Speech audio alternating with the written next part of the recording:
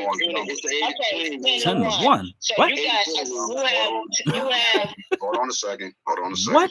10 The to 1. ratio of demographics of bodies, women are 10, us men 1. But in the hold on. In the red pill community, it's the 80-20 rule. 80% of the women are chasing 20% of the men. Usually those men are either one or two people.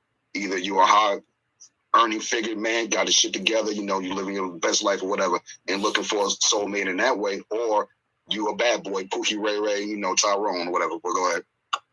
So see, that's what I'm saying. If you follow that logic, no, you're not going to find a woman because you're stuck in some type of weird logic. If you have 10 women to one man, it shouldn't be that hard to find a woman that you're looking for. Actually, Black Native DJ is right, because I have seen it with my own eyes. A lot of women, like right here where I live at, would seek out men that are bad boys. That is a natural fact. Women in these places have even said that. They would seek out these bad boys. One of these men got beautiful mamas. Y'all keep cutting me off, and I can't even get what I got to say out. I'm sorry, but I just had to say that. But it's true. Y'all do that. Y'all women do that. Now y'all do that. So are we still celebrating? Are we still celebrating Black women in here or no? Right, I don't know. You just gotta get some natural facts out there. That's all. So there's a but. So you'll celebrate us, but then there's a but into celebration. Well, when she said like that, man, I just had to let her know that there are Black women out there that are doing the 80-20 thing. They're looking for bad boys. Okay, well that's and of course there's people who are caught up in society and they're caught up on trends. Like most Black men say they hate the BBL, but they fuck with the girls who get the BBL. I was about to say, can we let Black Native finish, and then we're gonna go around to the hands, because I know this is going to this is going to be heated. And again, I get people have their position at this point. We're not dating each other up in here. We're not in a relationship up in here. We are just trying to have some respectful love up in here, and that's it. Rottweiler's not in here no more. He's had 2 failed relationships. If he wants to seek out another one, he has that opportunity to do so, because the world is open to him to do that. If he chooses not to do that, that is on him as a Black man who has a choice to make the decision on whether or not he wants to end up in another relationship. It does not mean that the discussion in here should influence his ability to go out and find love. That is the whole point if we're talking about love of Black women. And let's just keep on with the celebration.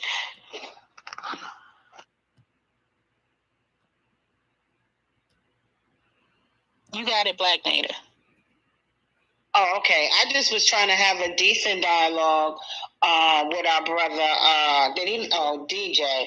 Because, I'm not here to change his mind. That's not what we're here for.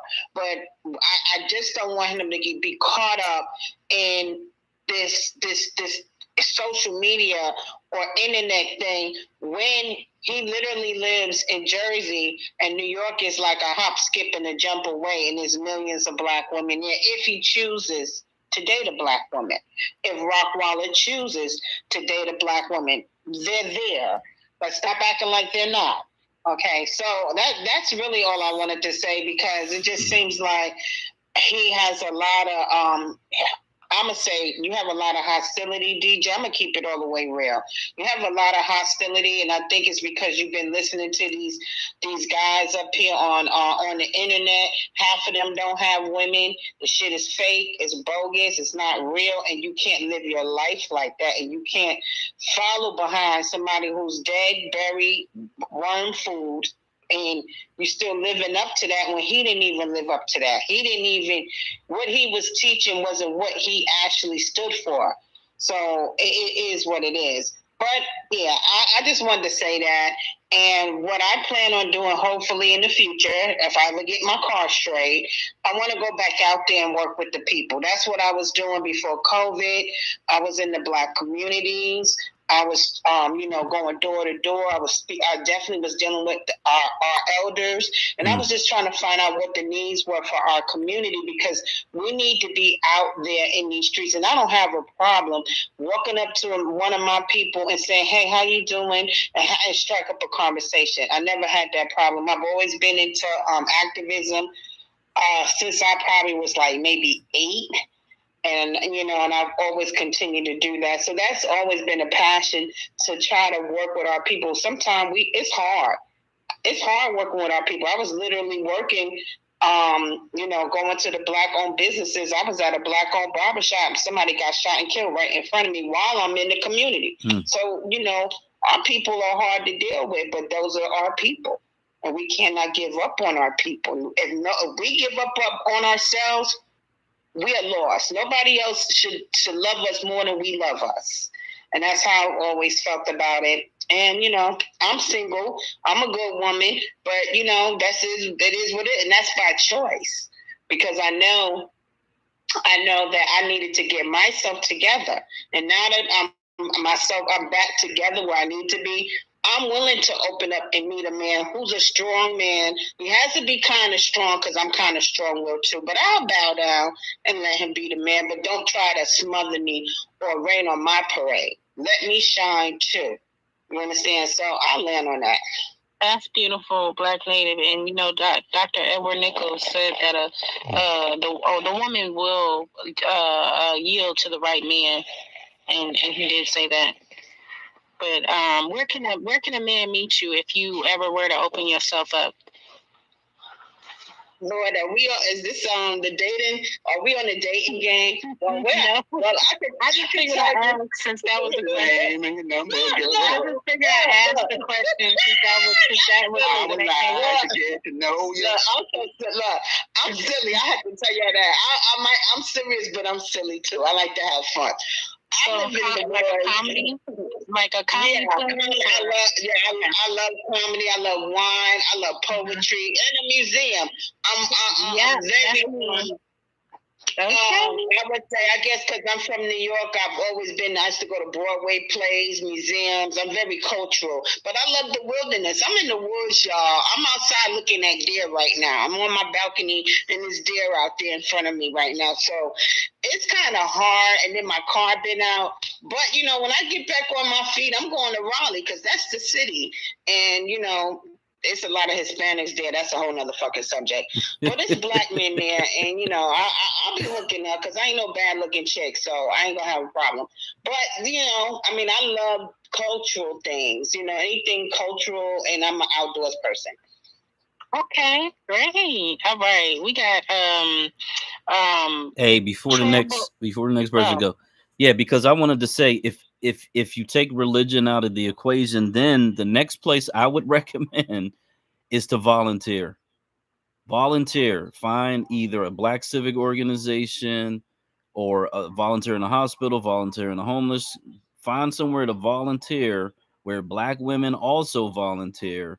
Because again, I think the problem with the online dating advice is that they're really thinking about Instagram models. Like everything in their mind is saying Instagram model, and they're not really dealing with the real world of real women in the real world. So get out into the real world and actually start, having conversations. That would be my advice.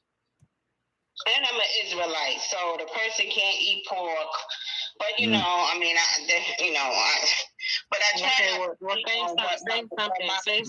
say something to the right for that baby. I can talk. Okay, I'm gonna just bring it back really quick and let you men in this space know that Black women absolutely love and adore Black men. Mm-hmm. And yeah, we got some manosphere dudes up in here, but I'm gonna tell you right now, they'll never deter me. There's never another man that I will go to. There's never another man that I will trust. There's another man that will have my undivided attention the way that a Black man does. This is definitely about the women, and I appreciate all the ladies coming out tonight and speaking what they said. Love B, I would love to hear your story. I think that it would be very relative to the conversation. I would also love to hear baby sister's story. And like I said, like there's no divide for me. You know what I'm saying? I don't care how many manospheres or how many feminist parties come out. There'll never be a divide for me. We are. I am you, right? I'm your mirror. I'm your mirror. You see me, I see you. I see you. So that's what it is. Yeah, now I'm not in no manosphere. I'm definitely not one of those men. I'm a stand-alone type of man. That's me. That's me, Professor Stand-alone. That's me. That's what I do. And I would get with a Rosita, and a Becky. Yeah, there you go. Oh Lord. So now you trolling. Trouble, you got it. No, it's on sister taxation. Go ahead, tax. Okay, got it. Y'all are so funny. What you say, Professor? I'm not in no man. He said he is standalone. He is standalone. That's my group right there. He said he'll take the Becky or Senorita. He can go salsa. He can do the walk. You know why he said that, don't you? Because he's 100% man.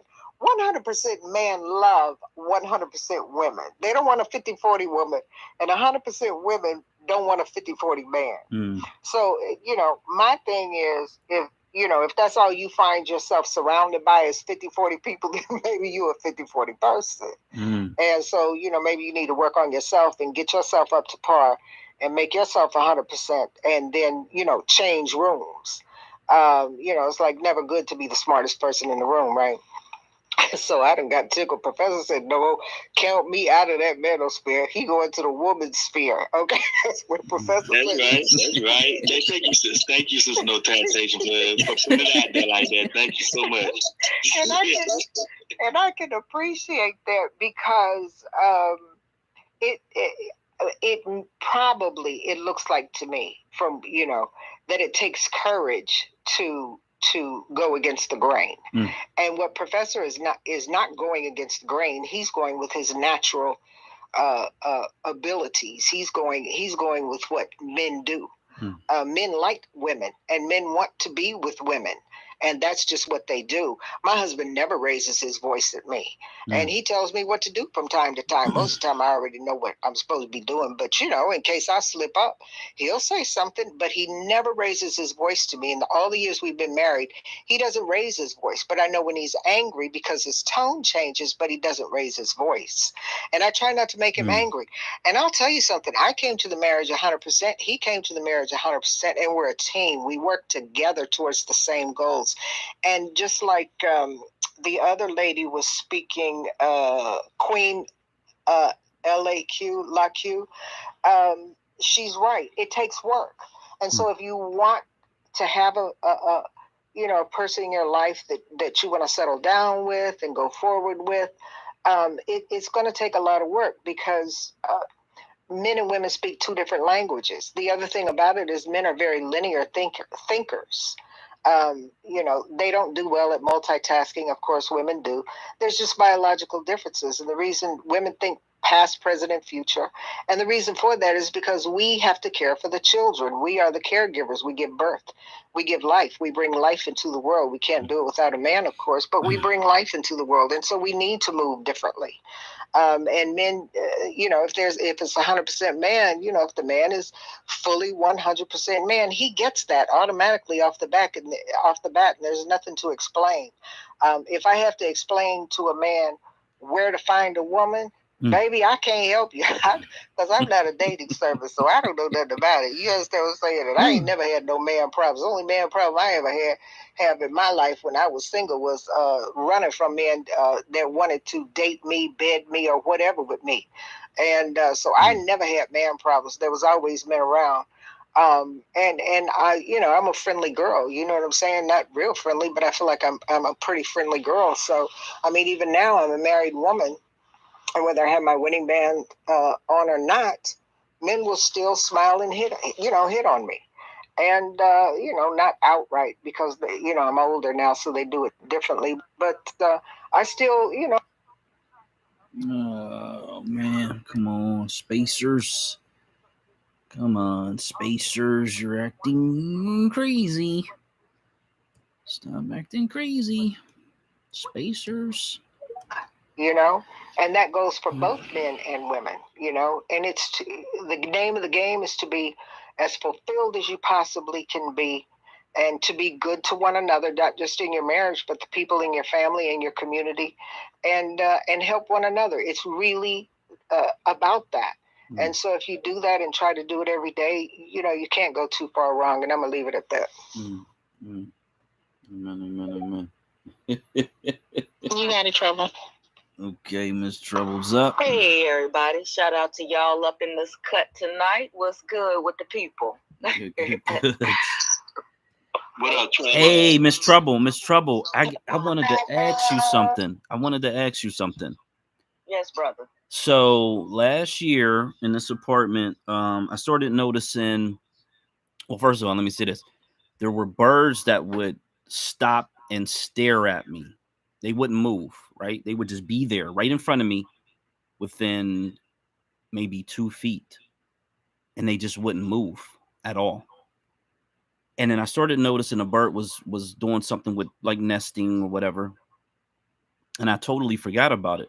Well, the other night, as I was coming into the house, I look up and the bird was in its nest. Just, I could see its beak, I could see his eyes. He was just there. And like, we kind of locked eyes, you know what I'm saying? And I'm like, oh, God damn. is watching you. What's that? God is watching you. Oh my goodness. So yeah, so I come in the house and then I go online and I look up all these different things. And I'm like, whoa, that was so creepy, because it was, you know, we're at like eye length, eye height together. And I'm just like, whoa. So I thought about you on that. But yeah, man, crazy. You have a good spirit, Black. And any animal that gets comfortable enough around you not to veer off when you're in their presence, in their space, it says something about your spirit. And like Rella said, you know, you're being watched over. They're your protectors, and they know that you have a protecting spirit. They're comfortable with you. They don't fear you, and they know that you don't fear them. They know that you're not there to do them any harm. If they felt that, because our presence is so overwhelming, our spirits are so overwhelming, they wouldn't stick around. You know, I have a lot of birds in my trees outside, and I got to get back to feeding them. I recognized that last year myself, and I went out and started buying different types of bird houses and bird feeders and stuff to feed the birds. And, you know, I got a little bit shitting when they started pooping all over my truck. And so I stopped feeding them for a little while.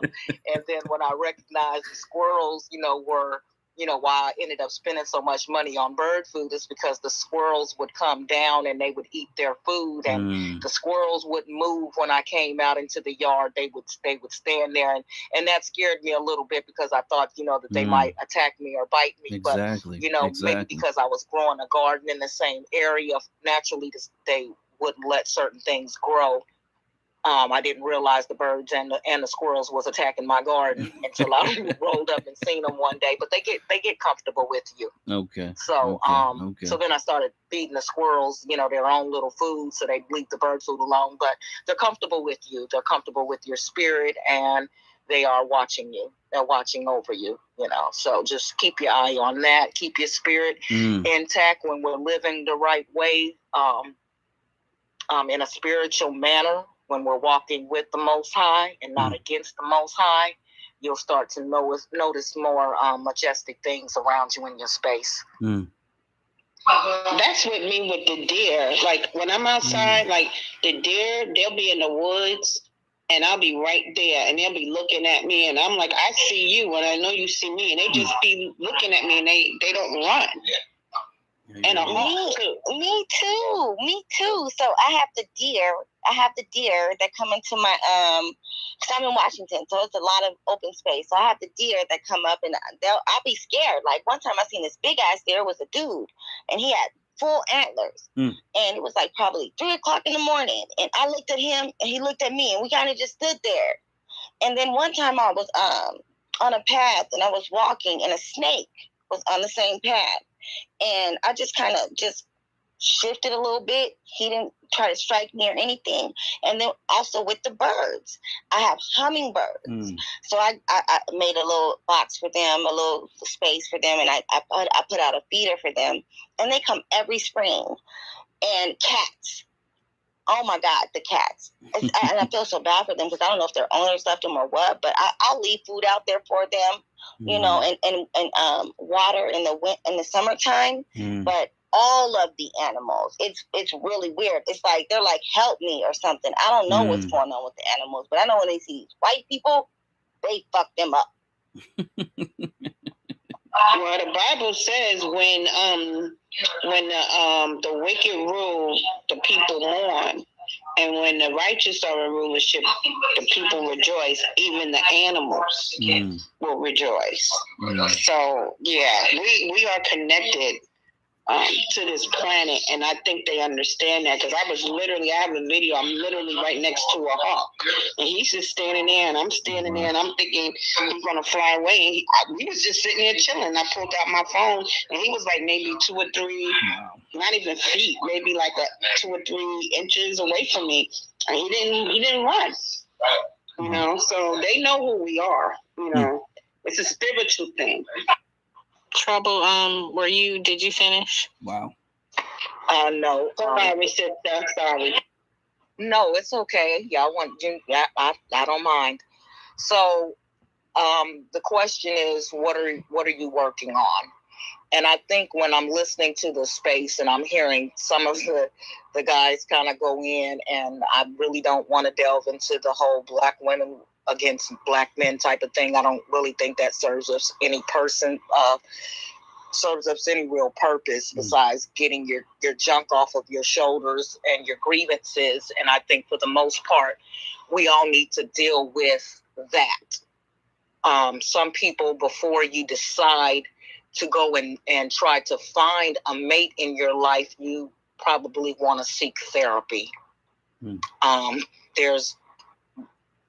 Seek therapy.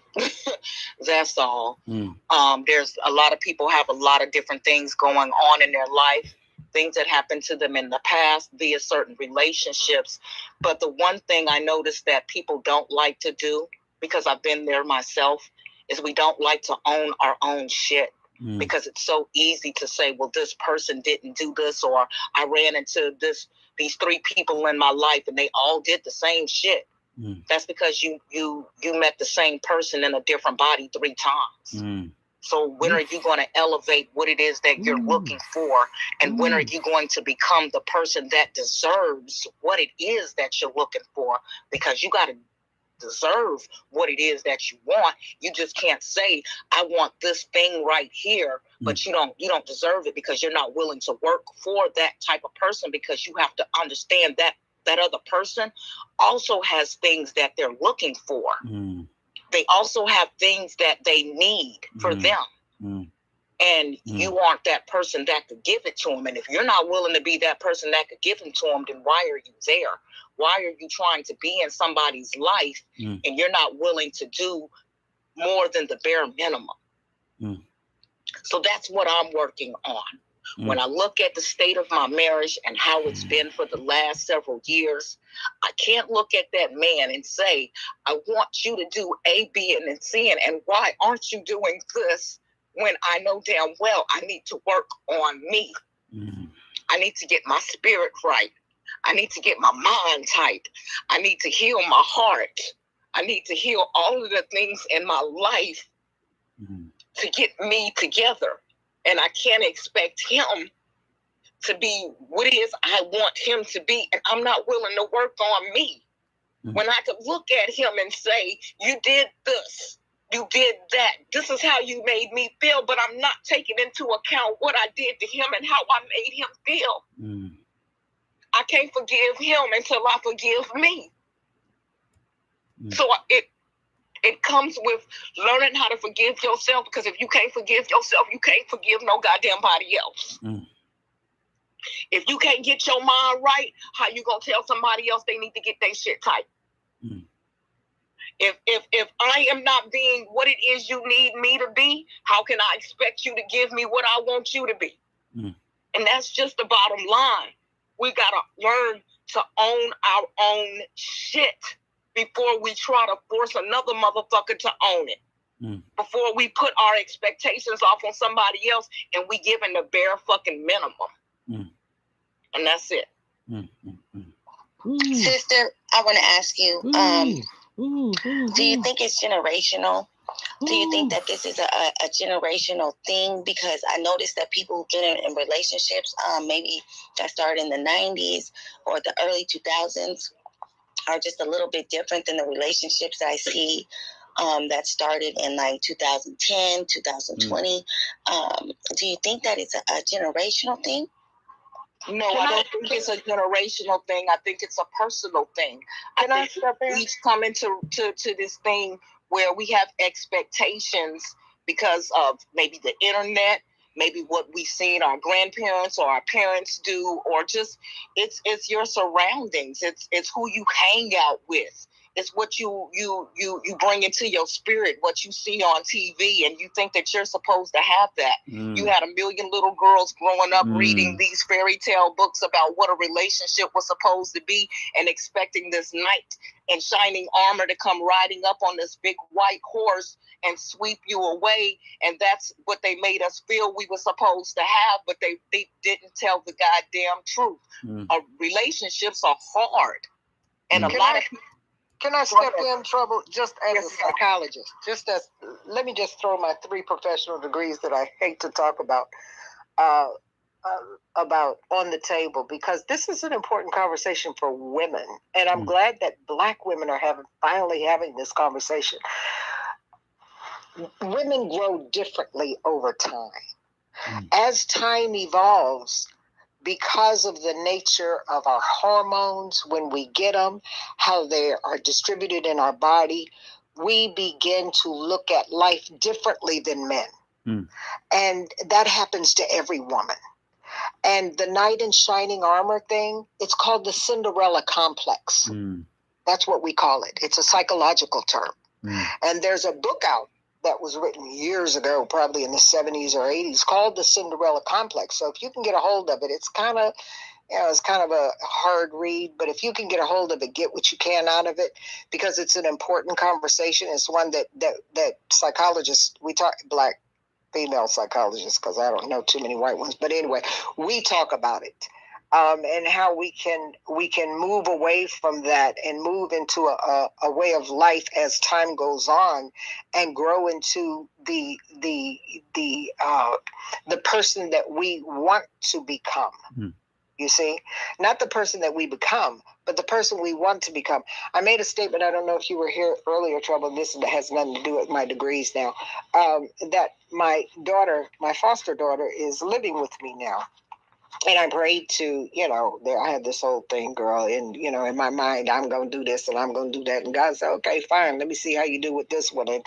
And not so good. Okay. Trying hard, but not so good. And I've always told you, Trouble, I just don't know how you do it. 4 boys and a husband. I can't say that to you all the time. Girl, how you do it and survive that is miraculous. And then still live life.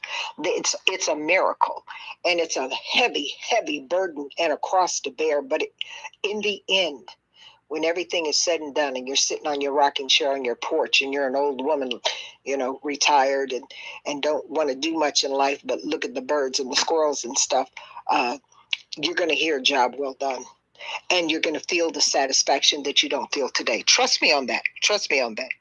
But I go back to my foster daughter, because I was going to teach her, but she teaches me every day how to be a better person, because she shows me my faults. The key is never stop learning. That's the key to staying young, keeping your heart open, and being able to relate to people on all levels. And that's what you guys do, because you're being bothered with me in these spaces. So, you can't be all bad, right? But women grow differently. They grow differently. And some of it is really hormonal. And, you get some at 30, from 25 to 30, it changes at 30, 35, it adjusts a little bit. 40, you get a whole new set. See? 45, you adjust a little bit, and just when you get used to it, at 50, you get a whole new set. And at 50, after that, you just you say to yourself, excuse the expression, fuck it. You know what I'm saying? That's kind of like where it leads to. And then at 55, as soon as you get adjusted, you get a whole new set at 60. And then you get something at 65. Then you get it at 70. Then you get it at 80, God willing, and the Lord, and the creek don't rise. So it's the way we grow as women. And this is why I say to young women, do as much as you can for as long as you can so you can be fulfilled. The key to life is that when you get to the end stages, not to have any regrets. It's never too late to tell a person I'm sorry, and it's never too late to cuss a MF out. See? And so, lay your rules down, see what it is. Trouble, I know. I hear it in your voice. I know. You are surrounded by testosterone. You're surrounded by it. And it can be overwhelming, and it's drowning, because men, they're hunter-gatherers by nature. And they're forces to be reckoned with. And that you have 5 forces around you. 5 of them. And you over there. Ladies, we might need to go take a trip down to South Carolina and just surround her with some estrogen so we can beat some of that testosterone back for a minute or two. We need a field trip. But you're still doing a magnificent job, Trouble. You can see it in your children. Okay.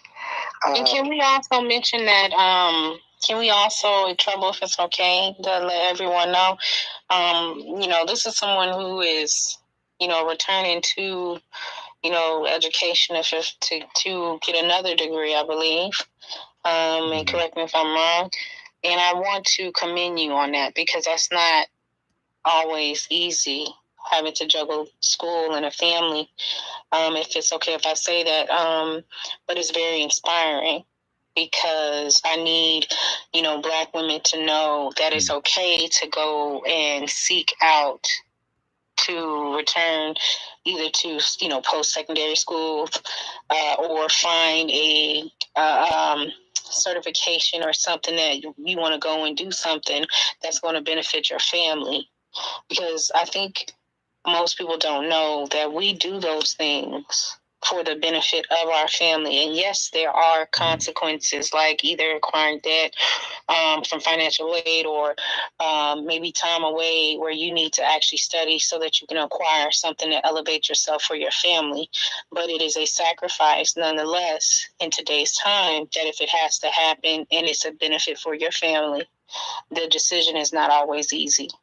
And so I want to say that I admire, and I'm wholly inspired, and I'm so glad that I've met you, if I can say that to you. Ditto. Me too. Me too, Trouble. You my favorite. So before I lose my emotional control, and I'm a graduate of North Carolina A&T, everybody. All right, then, Professor Taylor, we love you for that. I'm a real HBCU. I'm a real woman. So Mute your mic, Professor. Mute your mic. Right. But baby sister is up here, and I know that she also has, a beautiful story, and we want to make sure we love on her as well. Hey, baby sister. Hell yeah, hell yeah. Peace and reparations, family, should have happened 2 fucking seconds ago. I'll address the topic. I'm kind of confused, because it's like Black American women celebration. It's like we say, we're just gonna keep it 100. I've never been celebrated where I had to toot my own horn. I was kind of thinking that maybe things that were positive would be said to us. It's almost as if we're defending ourselves. It's like a slight-handed compliment.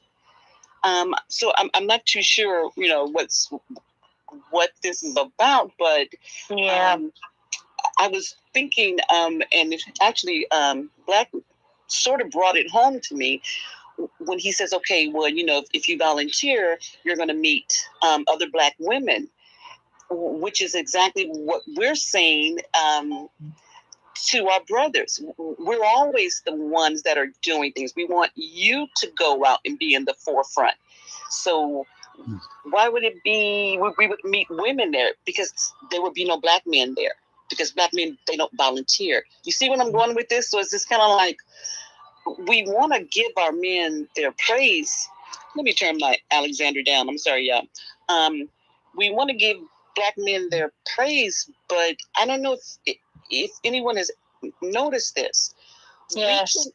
We can promote our Black men, but without a doubt, before the conversation has ended, you will hear a man say to us, but some of y'all, and it's just kind of like, well, yes, some of us, but I'll make this as an example.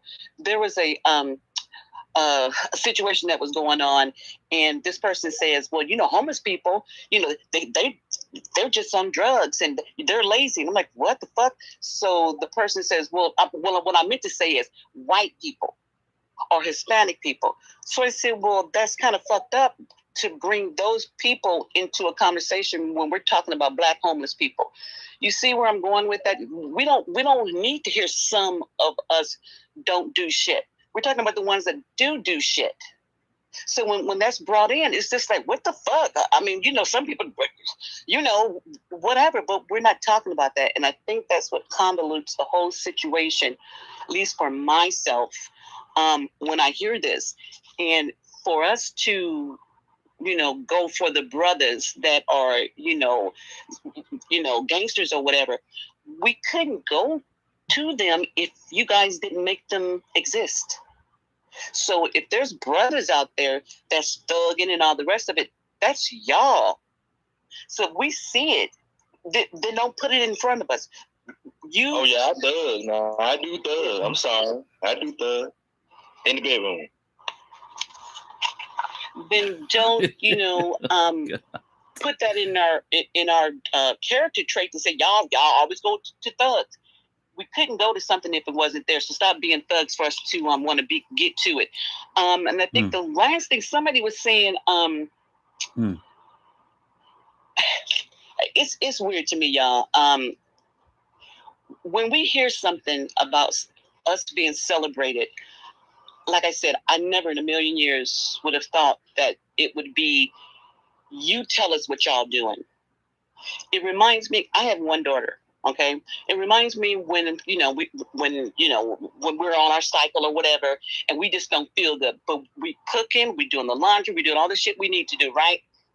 And you do it, and then all of a sudden your child or your husband says, "Well, I didn't ask you to do it," and you just want to say, "I did that from my heart." I did that from my heart. I gave you my last $5 because I knew you was going on a field trip, and I could just bring something from home.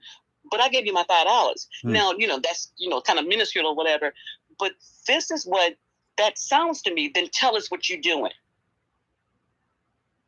To tell you.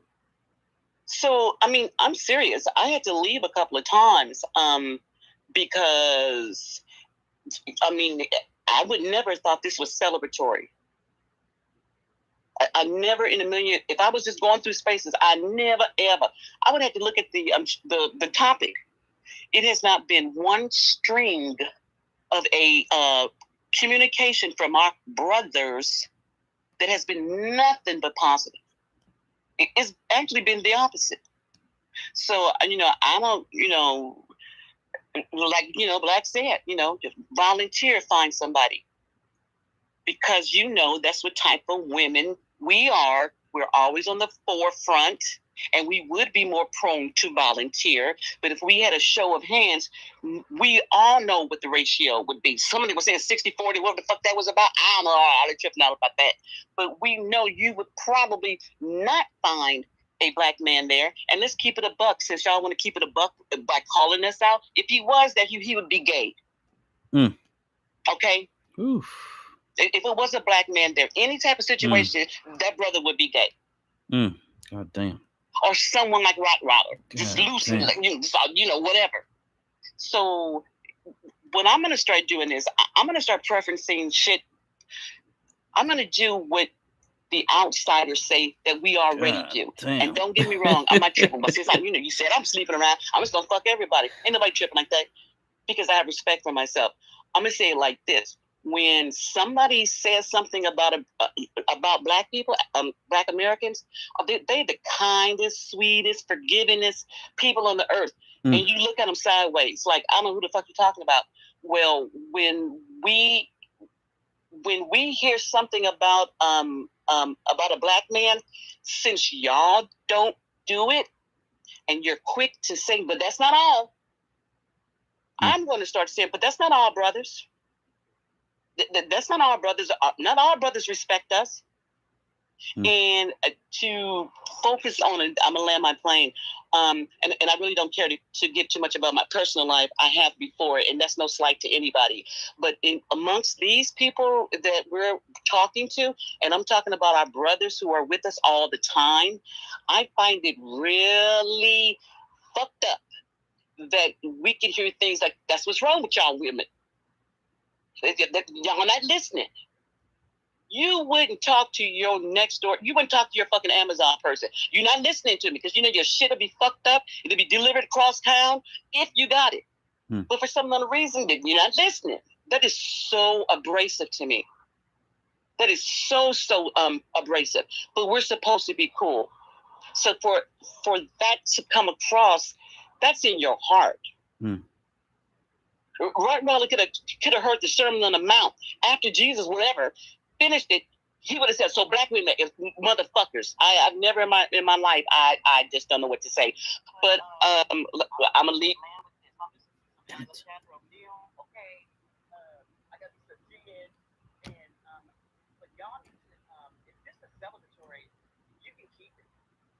You can, at least on my behalf. No, thank you. Hey, wait a minute now. I'm confused. You said a lot. You said a lot right there. Is this baby sister or Mel Cruz? Which one is? Mel Cruz. This right here is Mel Cruz. That was baby sister. You said a lot to anything that I said. Would you like to respond to anything that I said, or were you just trying to figure out who I was? No. I want to respond. So I appreciate you for speaking your truth. Let's just be very, very honest. I do appreciate you speaking your truth and addressing the elephant in the room.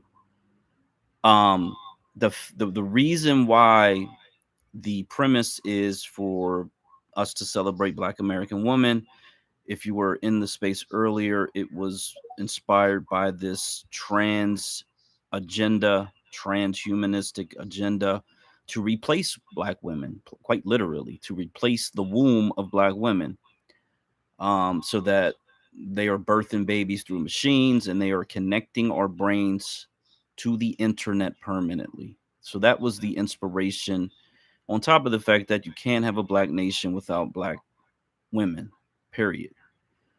So the reason that you would have to, the same way I would have to come up here, is because you don't know a whole lot about my life unless I tell you about my life.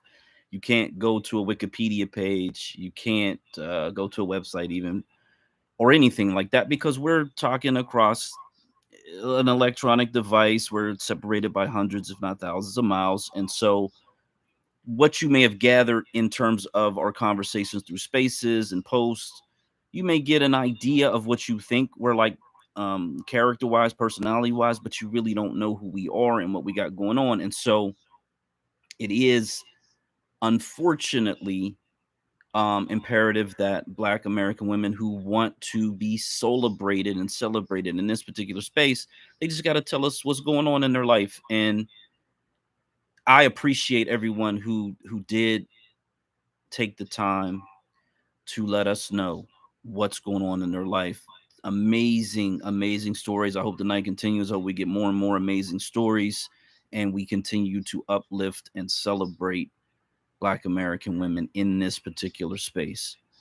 But everything else you said, again, hey, I appreciate you addressing it because it is something that has been carrying on for weeks, if not months. I've avoided those spaces because they're not productive and they just keep a lot of angst going on.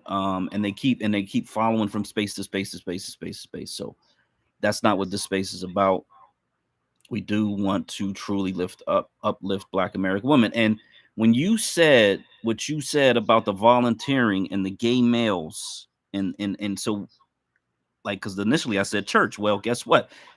You're gonna find a lot of elder Black men and unfortunately some gay males inside of these churches as well. Not a whole lot of heterosexual strong Black men in these churches. That's unfortunate. But it is a microcosm of our society. It really, really, really is. There are a lot of beautiful Black women inside of these churches. Damn. So yeah, we got to do better. We got to do better.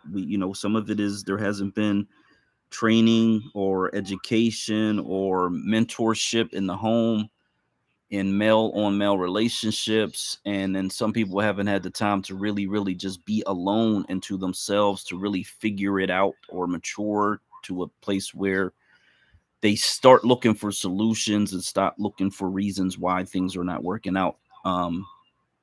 Because ultimately, in order to experience the fullness of life, I believe you have to start looking at solutions. You have to find the solutions, figure out what they are, and then start working towards them. And the universe actually starts working in your favor when you do that. That's the way my life has worked out. I was born with nothing, quite literally, very poor. Everything I've gotten through hard work and determination. So it just takes focus, to be quite honest. But again, I do want to, just say, you don't have to share your story. Everybody has the option to participate or not. So be it. But we do want to uplift and celebrate Black American women in this space. So thank you so much. I'm not sure who's next. I'm gonna open it up, but let's kind of focus on that part of the conversation. Thank you. Am I able to land my plane? Oh, absolutely, absolutely. Totally understood.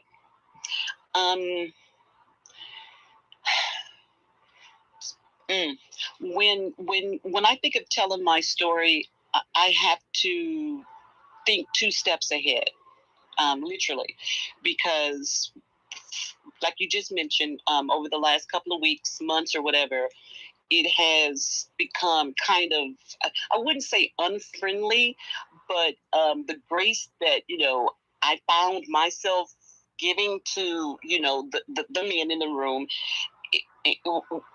in a split second, it changed. And I'm going to keep going back to what we're talking about. I'm not going to get bogged down into it.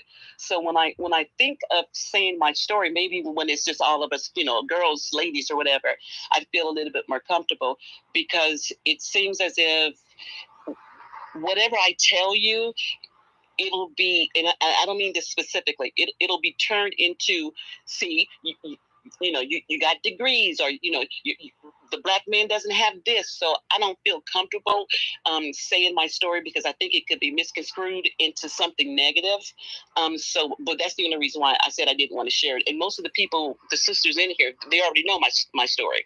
They didn't even ask me, and I told it. You know what I'm saying? But I just wish, if whatever we're doing, say it to us. We don't want to do it and then have to talk about what we did.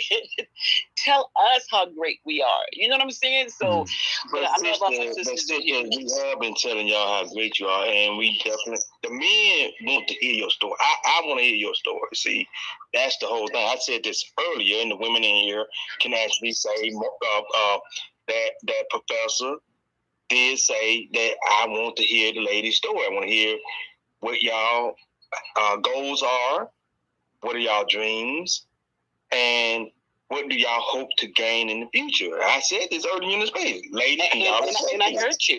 And I heard you when you said we want you to tell us what it is. What I'm saying is this: all the times that this is going on during the course of the day, during the course of the month, in your own personal lives. That's what I'm saying. Right now, okay, whatever. I'm just saying that we don't want to have to tell you, baby, you know, I paid your bill, got this, I did that, I did that. Tell us how great we are, and we won't be having this type of conversation. So in essence, we very nice to have a man say something nice about us.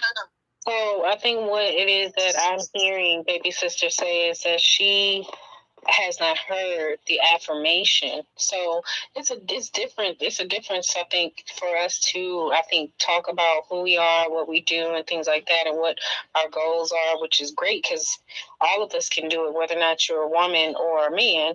But I think we don't get enough of people affirming those things. And most, I think, if not all, people want to be affirmed. You often hear people say appreciated, or you often hear people say they want reciprocity.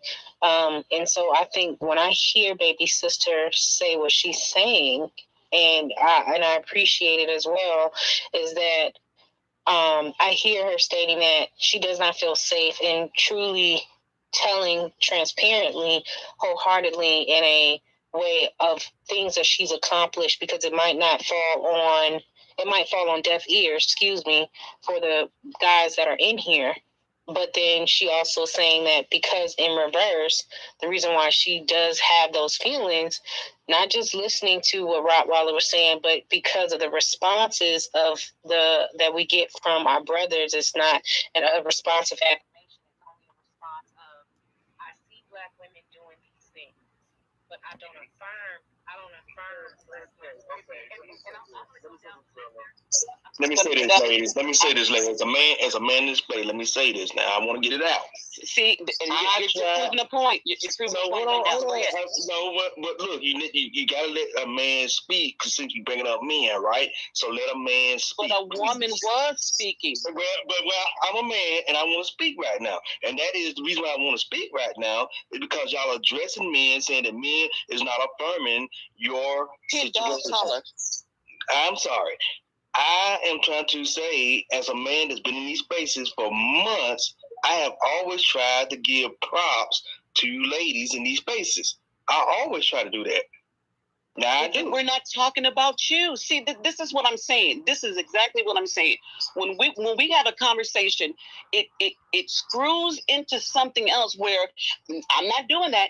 It's like, okay, well, then we're not talking about that. And I'm going to say this, and I'm going to land my plane because I can speak for myself, and that's no disrespect for you, sweetie. No, I understand. But it's this right here. When whatever you want to do, just check yourself. One, not to put a but, an and, a however, or whatever, because it takes it all back.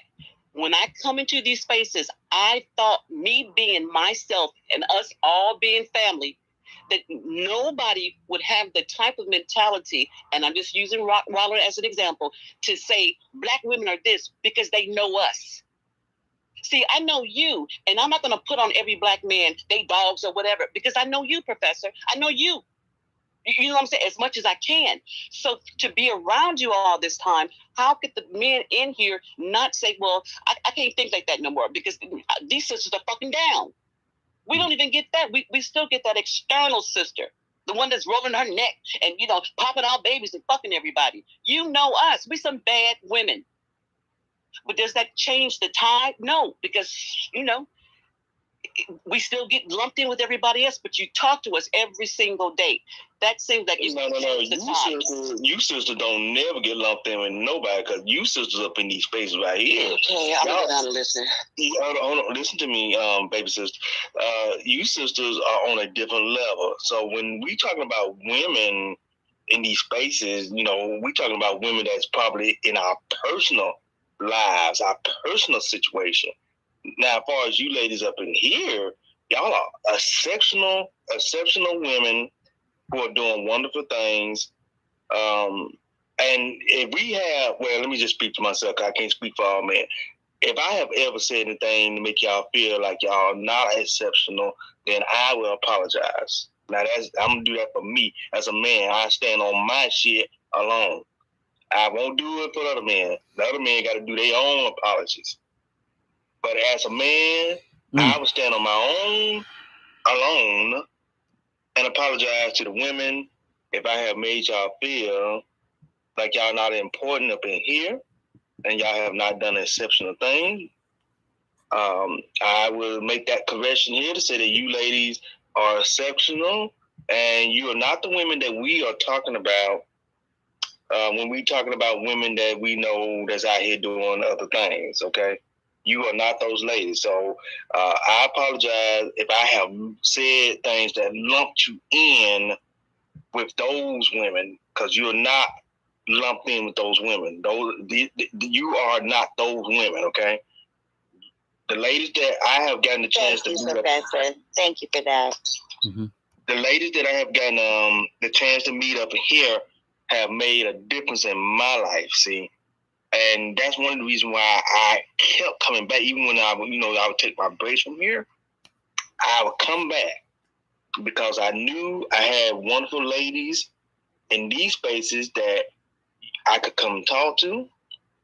They got a fiery spirit about them, and they taking care of business. They intelligent, and they open up themselves to be able to say, hey, I care about this brother right here. And see, that means a lot to me. A brother needs to hear that. A black man needs to hear those things. And when I hear sisters in these spaces expressing that they care about how a brother feels and that they want to see a brother lead, those things are important to me. But we as men, we do need to step up so we can be leaders in the community, because you women don't deserve to follow men that are not prepared to lead. Okay? If the man is not ready to lead, you don't need to follow him, women. I'm telling you. Amen to that. Okay? Amen to that. And I say that about all of you in here. You all are quality women that deserve men that are going to lead you into a path of righteousness, a path of happiness. He's going to lead you to where you need to be so you don't end up taking yourself to hell or going to hell. You don't want to follow that man. So I say to you, ladies, as a man, I stand alone. Okay, wrap it up, Professor. Wrap it up. Yeah. Oh, okay. Well, shit, I'm going to wrap it up then. Okay, that thug love. They give you that thug love that you want, see? Good looking out, Professor. You know what I'm saying? All right, man. You Wrap it up, Mac. He went through a whole thing. Okay, I'm gonna have a code word. When I need everybody to go on their mic, I'm gonna say peaches. Peaches is the code word. Only Mel Cruz. Hi, how are you, sis?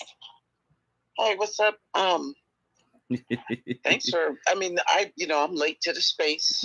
Oh, you're not late. You right on time. You here when you're supposed to be. Yeah, amen to that. But if I understand what's tea with the space tonight, and somebody can correct me, are we doing like a lightweight show and tell about what we're doing? That's great. Yes. Yeah. Well, I'm Jay, I like that concept, but I want to shout out Baby Sister for just even having the courage to swing the conversation that way, because, had she not brought that up, we would, some of us may not have even considered that perspective.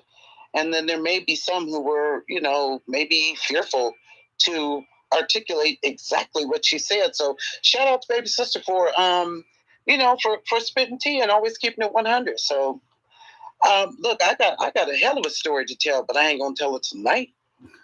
I'm just gonna say that I do agree with everything Professor said. You really have represented. I mean, this reoccurring group that shows up. I mean, I love all y'all for real, especially the reoccurring ones. And because you guys are genuine, that's what I get from you. You're genuine, and I think this idea of women's of this concept to let y'all know what we're doing that is worthy of being celebrated and being, pat on the back, and that's a great opportunity for the men to get to know more about us. Because if you don't know, how can you affirm us? How can you support us if you don't know? And I think Black made a really good statement when he said that, we're doing this over the internet. So there's a lot that, y'all don't know. But as far as me, I'm damn near done with my master's program. I'm so freaking excited. And I can't wait to be done. You heard what I said? And I'm in here talking to myself about, okay, Mel, now you didn't put in this work. Let's see some fruit. Yay! Let's see some fruit. So, I'm trying to make sure that when I'm done, that, at least, we're going to start seeing some fruit. But I just want to thank, everybody for being who they are. That's a hard thing for some people to do. So I'm just grateful for that. And shout out definitely to Trouble, because that's when I came in the room. I know you in there putting it in scholastically. And I feel you. It is hard to get it in. And then also, my sister's name over here, my sister's name, I Am Money 360. I think I'm saying your name right. I Am Money. I think it was last weekend in the space about how you had met your husband and how organic that was, and you guys are still together. That was inspiring. It was beautiful, and I really enjoyed that story. I love that story. So, that was positive vibes in the air. So if we're just celebrating women, then girl, I celebrate you for having the maturity and the courage, yet again, to take a chance, get married to somebody you had just met, and then hold it down and keep it down. So, yeah. I mean, yeah. And of course, Rello, I ain't got to say a whole lot about you, girl, because you're a superstar. So I don't know if I'm following the program the right way, but shout out to everybody, and thanks for giving me the opportunity to speak. I'm a little old. No, I ain't nobody. I'm just a regular old citizen in these United States. Yeah, I brought you up too.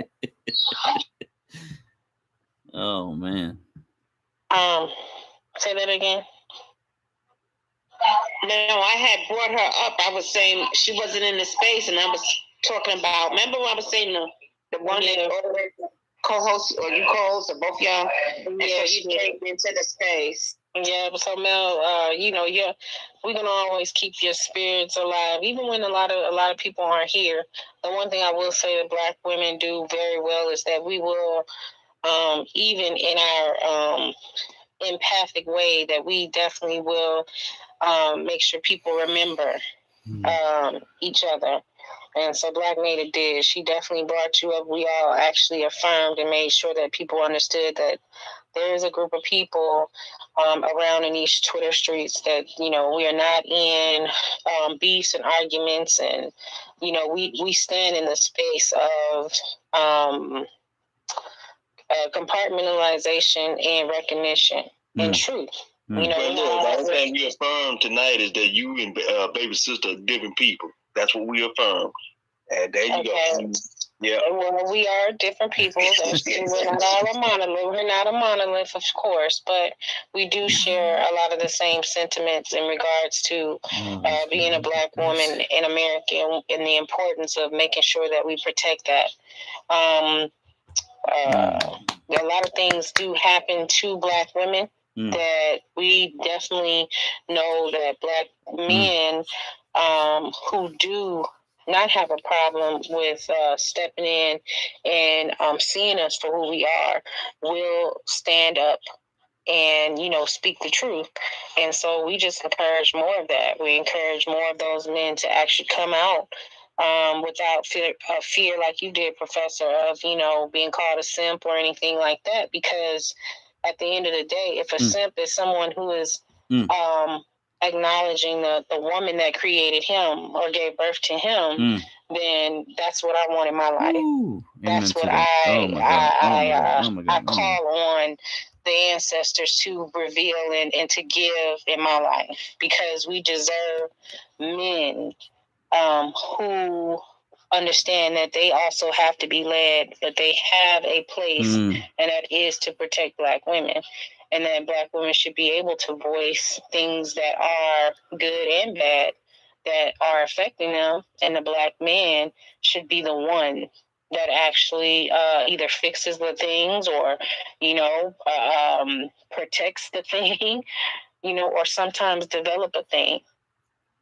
So I love baby sister for that, and she ain't gonna give it to you no chaser. She gonna give it to you raw, and that's what it is. So,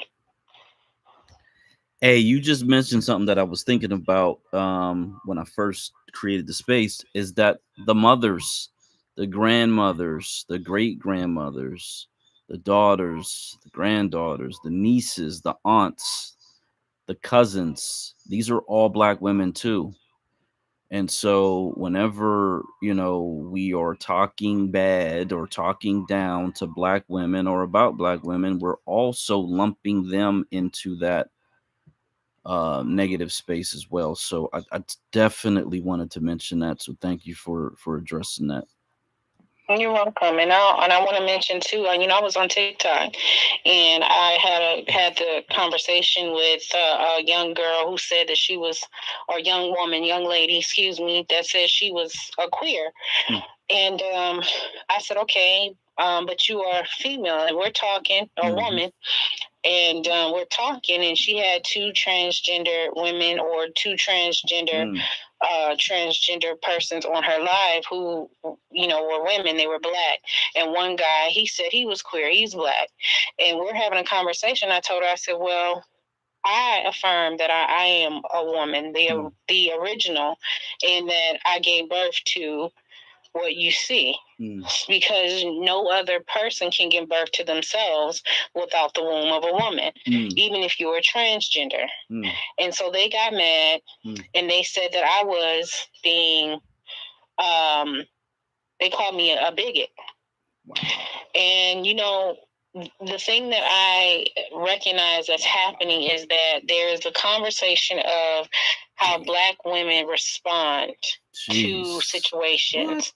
But yet you can never say that the conversation of fighting for our existence is ever a lie, because it's not. It's always true. When you hear our ancestral mothers talk, aunts talk, and even when you hear the young girls speak, that is a voice that you would never want to ever let die, because you have now a group of people who have been ushered into this society to believe that if we have a voice truly and stand on the fact that we know what it means to have a womb and what a woman is, that somehow we are bigots.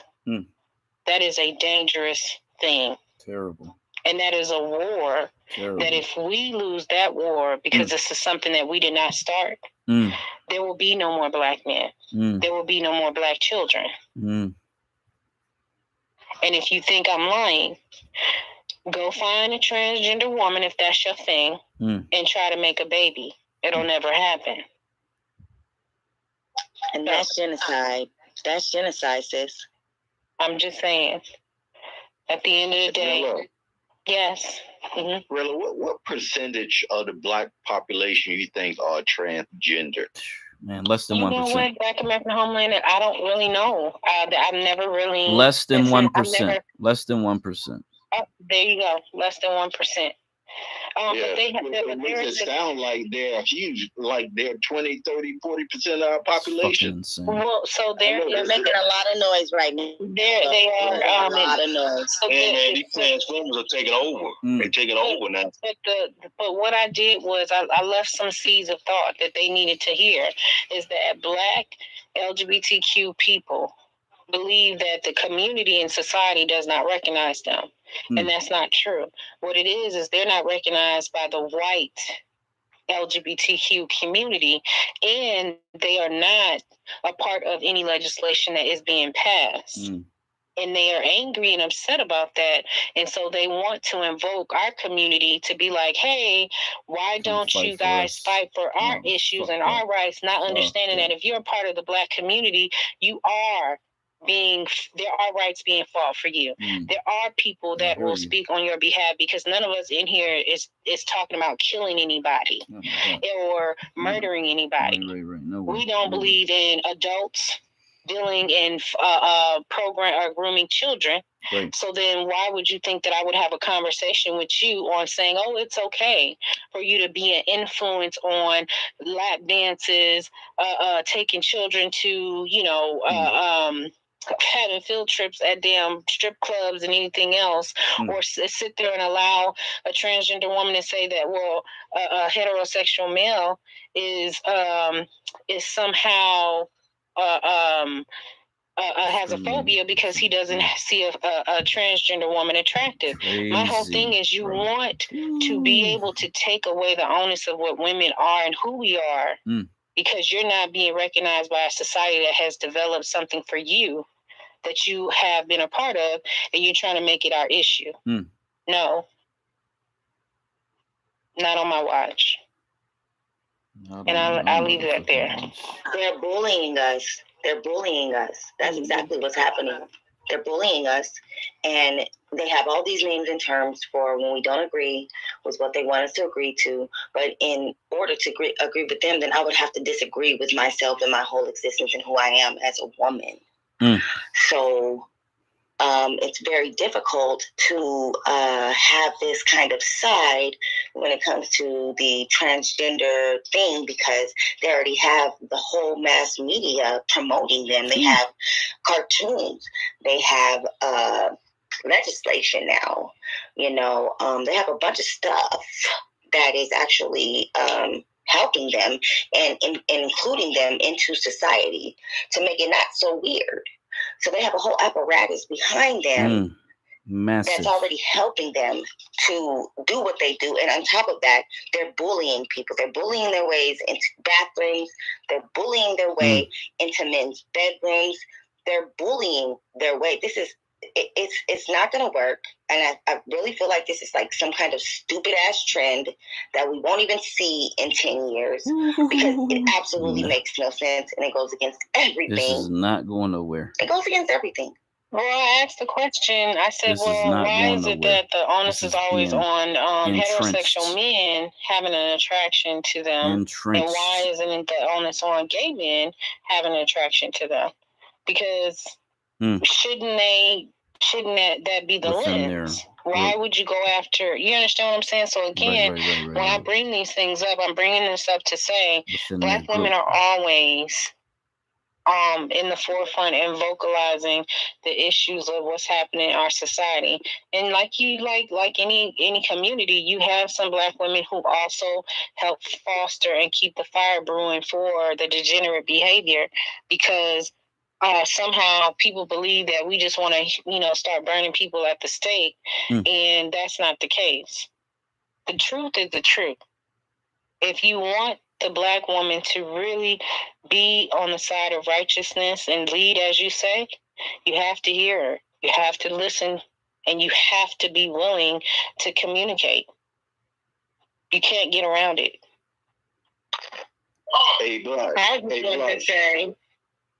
I just wanted to say, I have a problem with what's actually happening with Black women. Everybody seems like they want to replace Black women, and we're just supposed to sit back and allow it. And if we say, we do any kind of pushback against it, we have white women thinking they can replace us. We have Hispanic women thinking they can replace us. We have our own men who are now transgender competing and thinking that they can replace us. That's a problem. And I've been saying that I've been noticing it for about maybe 6 years. And when we say, no, you're not going to replace Black women, and we are not going to allow you to replace us. And we will say something about it. And if we say something about it, oh, we're being racist. Oh, we're transphobic. All of these labels are applied to Black women who are saying, stop trying to fucking replace us. We don't like it, and we're going to fight back. And it seems like the transgender community, for some reason, is focused on Black women. I don't see the attacks on white women like the attacks that are being placed on Black women. And that's the problem. And it was one man, small hat, I ain't going to say, we all know who the small hats are, that came up with his fetishes and was able to change the minds of millions to agree with what is happening right now in this present day. I'll land on that. It looks like we have. Yeah, let's get Denise, because she's been up and down, up and down. Yep. Hello, everybody. I just want to hi, everybody. See, let me gather my thoughts correctly before I say this, because I'm a Gen Xer. I'm old school. I'm 55. So I ain't got time for the BS. In terms of this transgender thing and trying to replace us women, specifically as Black women, I think it was Sister No Taxation that said some of these folks gonna have to be left behind. Them people, all right, because they're trying to subscribe to a society that does not want anything to do with them, whether they're heterosexual or queer. Their skin tone is the wrong tone, and they're trying to use their system to force us to go along with their deviant behavior. I'm not here for it. Miss me with all the BS. Okay? If you want to subscribe to white society and the alphabet mafia, because that's what I call them, alphabet mafia, because that's what they are. Because just like the last sister said, every time you try to tell them, no, we're not doing that, then, oh, now you are racist, and then you are homophobic in the whole 9 yards. You want to go over there and play in that green grass with them folks who don't like you, whether you straight or queer, then by all means, let me pack you a sack lunch and give you 50 cents, you go ahead. Okay? That's a sack lunch, child. Okay. I don't subscribe to that. I don't mean any harm to them. I don't wish any harm to them. But if you think I'm going to condone your behavior, their top behavior to you, because that's where that crowd came from. That came from, what is that? Whatchamacallit, from the Caucasus Mountains. That's who taught us that mess. You want to go over there and subscribe to that? Like I said, let me give you a sack lunch and 50 cents. You go right on there. Taught that shit. Did you say sack tour? The Caucasus taught that. The Caucasus Mountain, okay? That baby got a credit score at 730 right now. You go right on over there with him. Okay? Because I wouldn't give a care, and you all know I'm telling the truth. It doesn't make a difference if you're heterosexual or sex. Nothing about their system is designed for us. And those people who attack young lady at TikTok, they know it. That's why they only attack us and not them. I'm not doing it. You got Sister Denise wrong on that one. She will not be a participant. That's all I wanted to say. Thank you. Thank you, Denise. Thank you. Hey, let me run 5 more minutes of this interview, and just let me know if you can hear it with the thumbs up.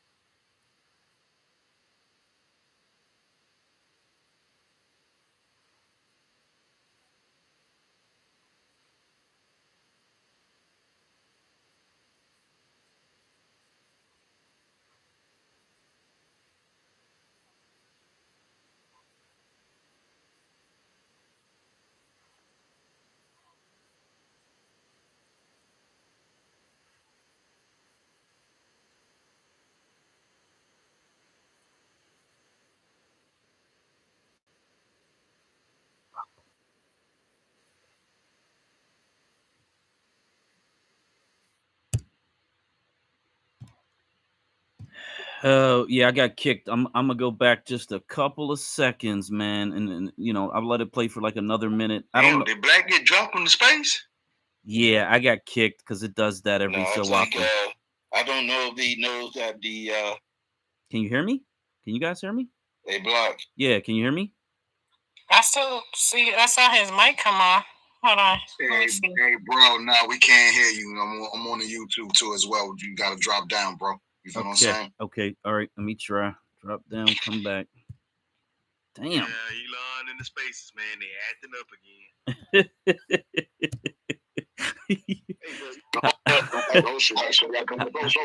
How about now? How about now? We good now? There you go. Okay, cool. I went back a couple seconds. I'm gonna let it play for like another minute or two. I hope you guys are hearing what DC's talking about. Sterilization of children so they can produce children in these bubbles, these pods. And I got that down in the I got it in the Jumbotron, I got it down in the chat. This company that is actually already licensed to do this or whatever they got going on. They're looking for investors. And then she talked about the deconstruction of women, deconstructing of women, and taking the reproductive organs out of young children. Let me let this run for like 2 more minutes. What it's all about, man. This is about. Yeah, just give me 2 more minutes. 2 more minutes. Fuck.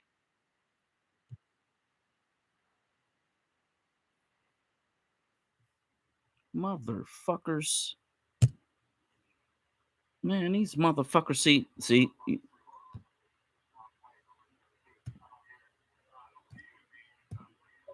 No. Here we go. It kicked me. We was talking for 1 minute, and they was calling you, so it's like. No, they just hit me with that. They hit me with that cachet. But I'm paying attention to the shit. Hey DJ, ask Black if he could put the name of that program in the Jumbotron because I want to watch the whole thing. Nah, he can hear you. He's just that he can't speak though. Okay, I'm on the social account now. It's in the Jumbotron. It is one. It's the second one from the right. Second one from the right. So I'm gonna play about 2 more minutes of this, and then we can get back to the conversation. But I just want you guys to hear this. You should. Everybody in here should watch this video. I mean, seriously.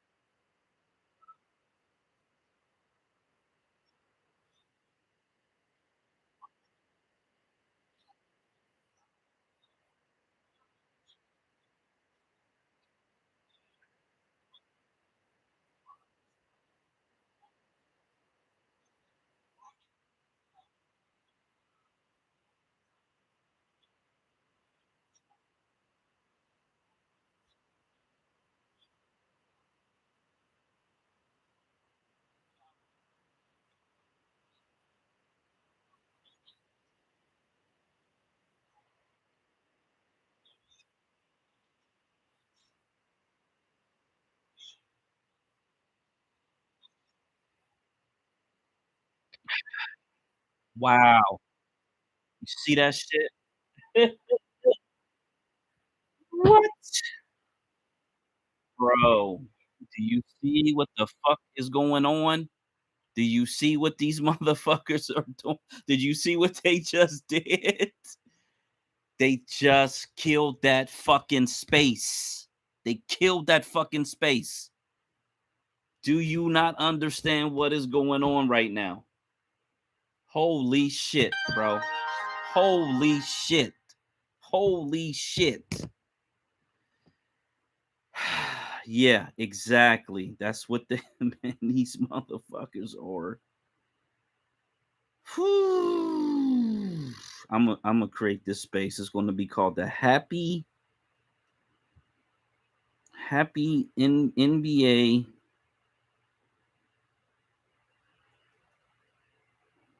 Party Thug Rap Space. Because these goofy motherfuckers, if you call it something stupid, then the motherfuckers will. Oh my god, these fucking people. Oh my god, man. Oh my goodness, we gotta get out of this place. This shit is so insane. Let me see if I can get all the people that were at least up in here. Okay. My god, man. What the fuck, bro? Okay, so we're gonna start this with some music. Whoo! What the fuck, man? That's how these motherfuckers are. You try to tell the truth, they gonna shut you the fuck down. You are not gonna get the truth out to the people. What the fuck? These motherfuckers are. You try to tell the truth, they gonna shut you the fuck down. You are not gonna get the truth out to the people. That's what it is, man. This shit crazy as fuck. These motherfuckers are. I'm in a sound loop. Okay, let me approve that. Boom. I'm trying to approve. I'm trying to get you up. Trying to get you up. Trying to get you up. Let's see if it'll let me do it this way. Oh shit! It's not letting me bring myself up. So that's already telling you round 2 is done. Let's deny it and see what happens. Nope. These motherfuckers might have totally canceled my whole entire ability to do any of this shit. Okay, let's end that one. Okay, so let's take out the word thug. Let's call it happy space. These fucking retards. Oh my god. Let's try that because see how they are? I don't know. They're not even letting me do that. They probably killed every fucking ability to hold one of these spaces. Motherfuckers. So it's gonna be social and motherfucking YouTube and no more Twitter shit from here on out is what it's looking like with these people. Okay, yeah, we just gonna call it happy space. Happy. Yeah, let's record and let's start and let's see what happens. All right, we'll try that again.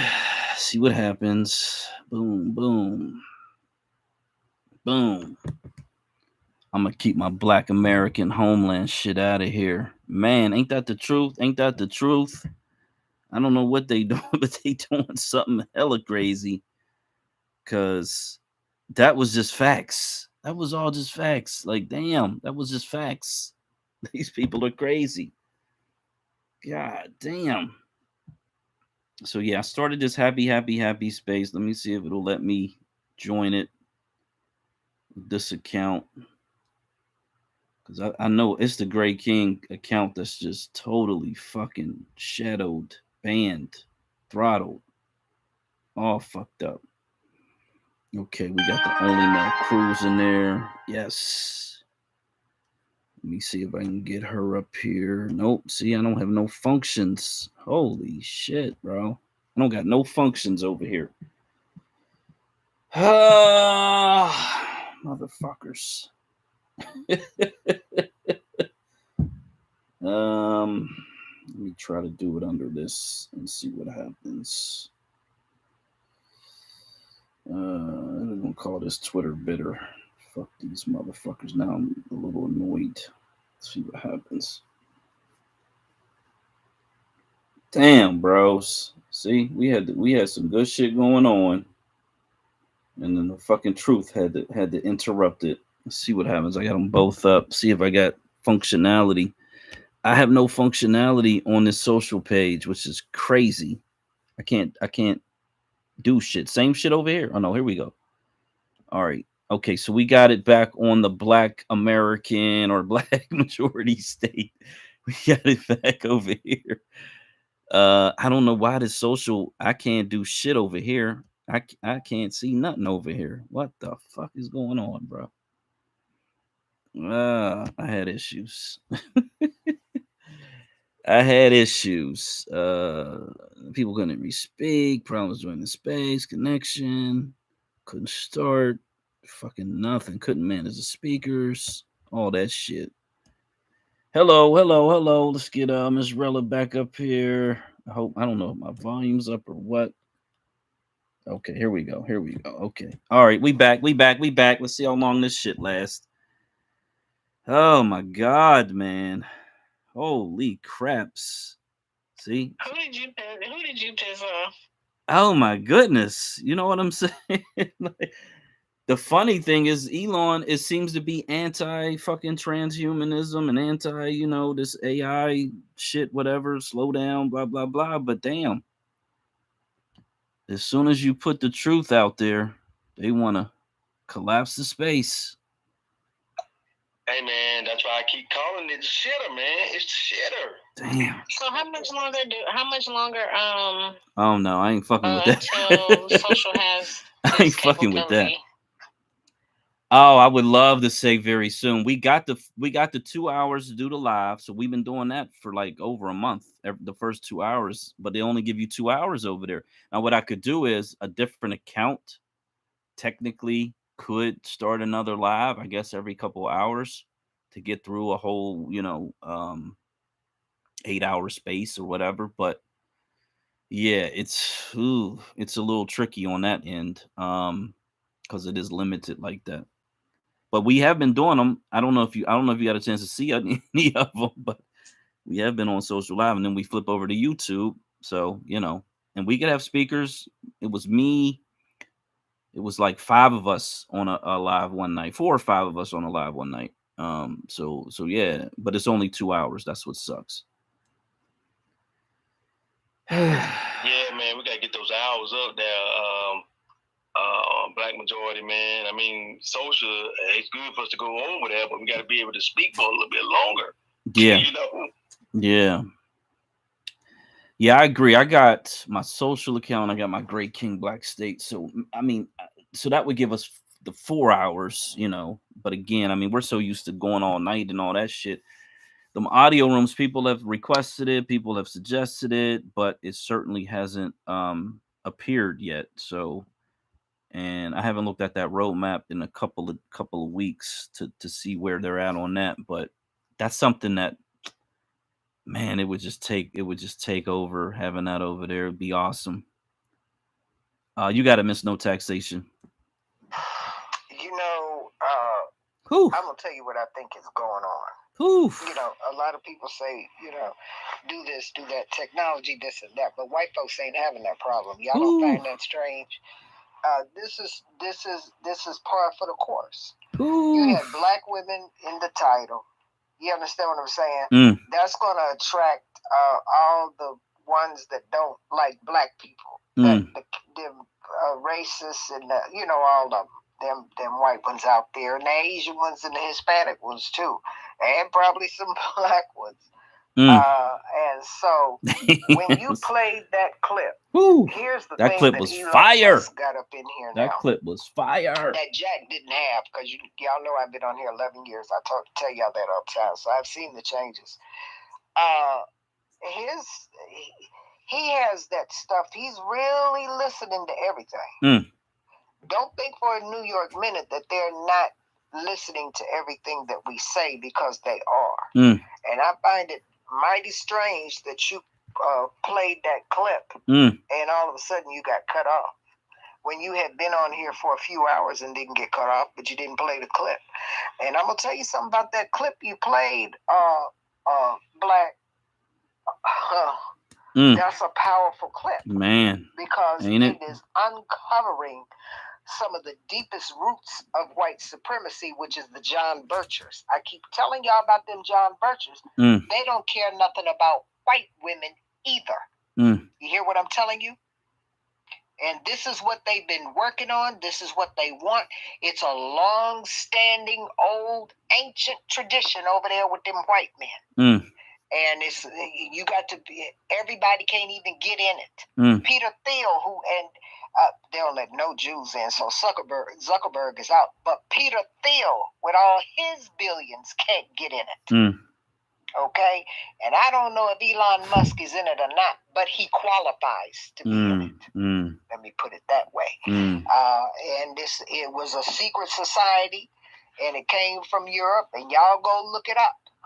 And he might be catering to them, and we don't know. But I will tell you this, that clip that you played, she done snatched the cover off of it. And I'm glad I got it before you got cut off, because I went straight over there and got it.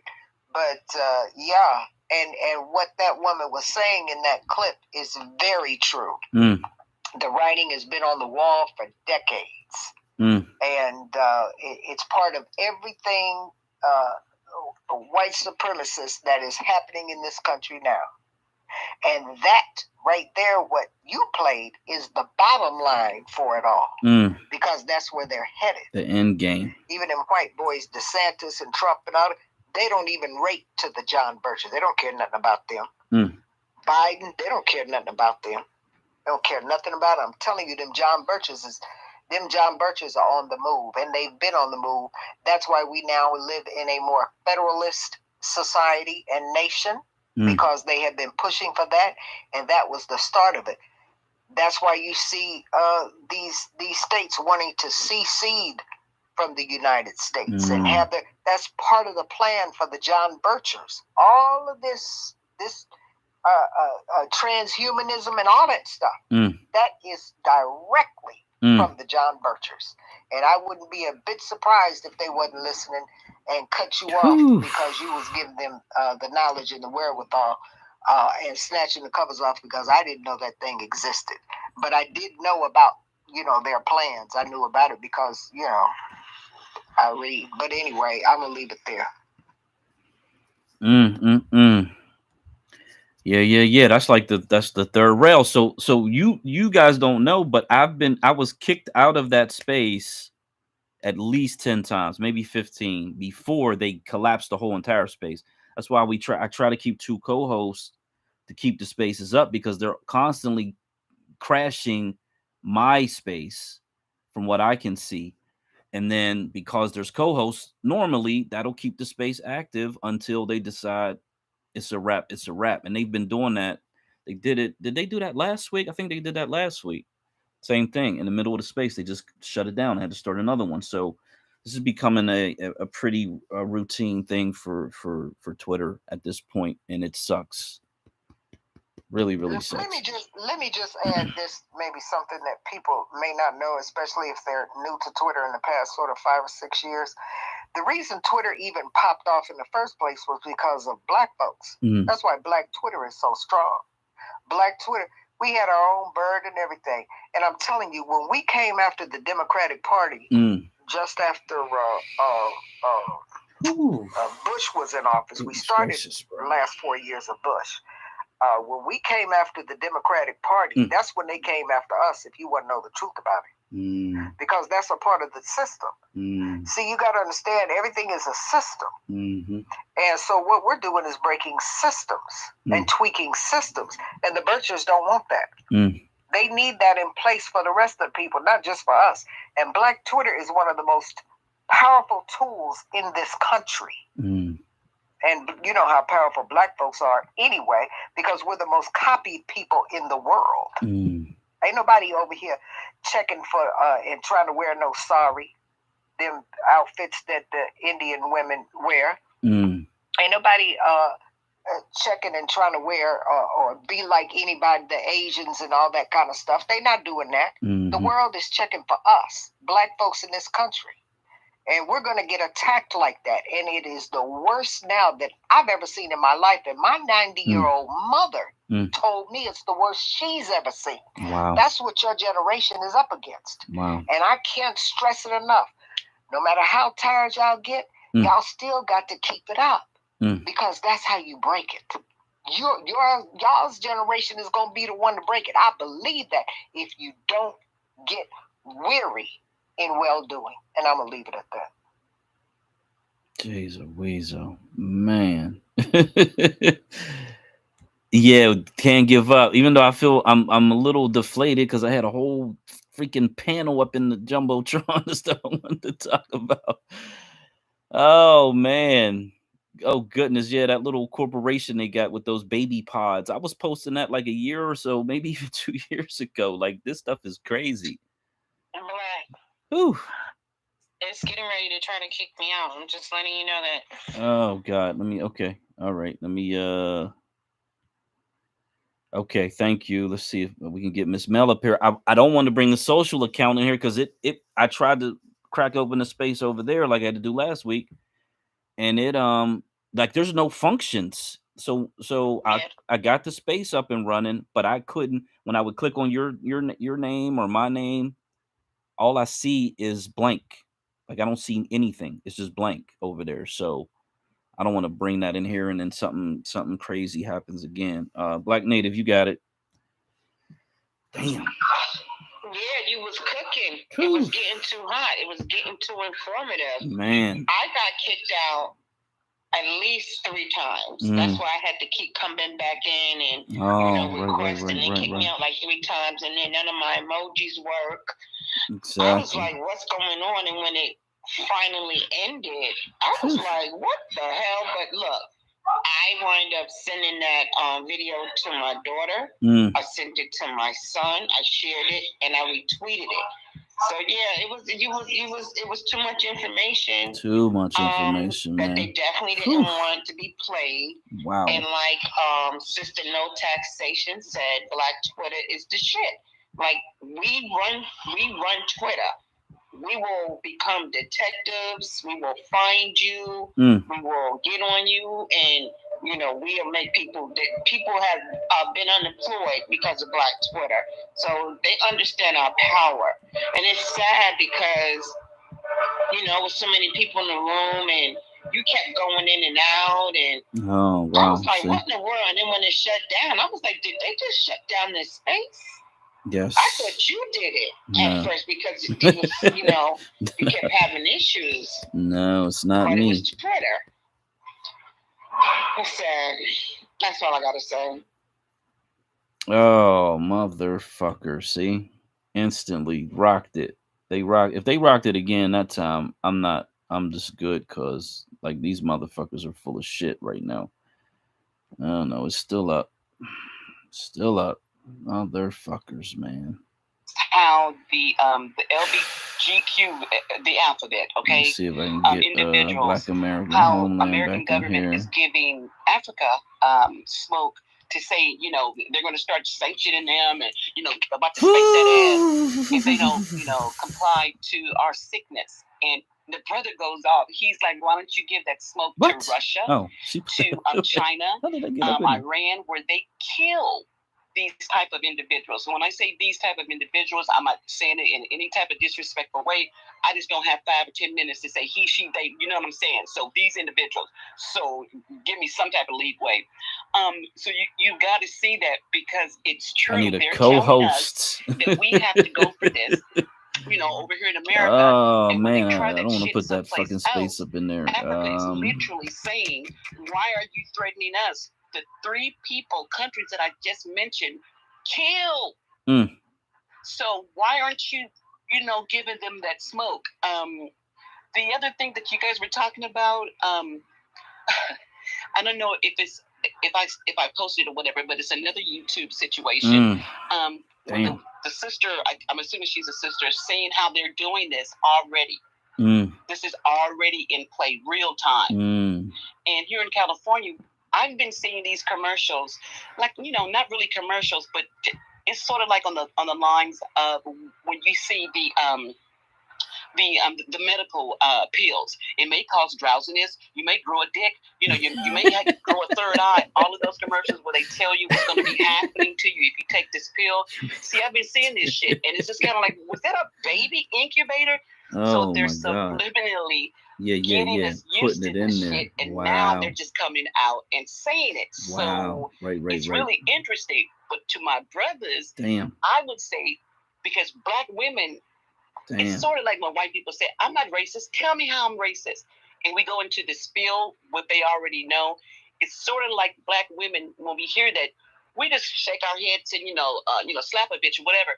But it's more effective for men to say to these people, because the men are the ones that are saying that they want to have a baby. So we need to get this growing, flowing or something, that when we hear this shit, we need to correct that shit immediately, ASAP, to let the man know, I know what a woman is. Yes. A woman doesn't have to tell a man what a woman is, and that's a mute argument. It's just asinine. You know what I'm saying? And then the last thing for Africa was, come on, there's man. a YouTuber, and she's telling us how they're, trying to get us to go to Ghana or some shit, and how we're affecting their economy. Meaning, we buy shit, and our dollar goes more. So the African, I guess, market or whatever, they're raising their prices. So it's cutting everybody out. I never thought about it, but when we go to the store, we buy a dozen eggs. In Africa, they buy one egg. You know what I'm saying? Wow. So when we go in there and we buy a dozen eggs, they raise the price. So these people are feeling the fuck that we get, just in a different way. So I just wanted to throw that out there. But yeah, here in California, this has been coming. But please, men, tell the men, don't worry about what a woman fucking is. She knows what she is. I'm going to tell you what you're not. Because it's a mute point for us. And then my plane. Hey, to that point, Black American Homeland, he always talks about how in the third world nation that it's like Americans have got to be very careful not to spend too much money or give too much money, because like you just said, it does affect the local economy and it can kind of disrupt things. So that's very, very interesting, because that matches up to what he's always talking about. He actually said you could kind of get in trouble for it. Like the locals will kind of look down on you and maybe come and speak to you about it, because they understand that's how it's set up, which is crazy. Oh, that's terrible. That's terrible. Somebody came over to their land and fucked their shit up. Oh. Let me see if. Okay, so that's in there. That's good. Baby sister, I just can't with you. I'm rolling. Oh, baby sister, when you said that Africa wanted to know why they don't have that same smoke for Russia or China, that's because Russia and China is not for sale and Africa is. That's why they don't have the same smoke.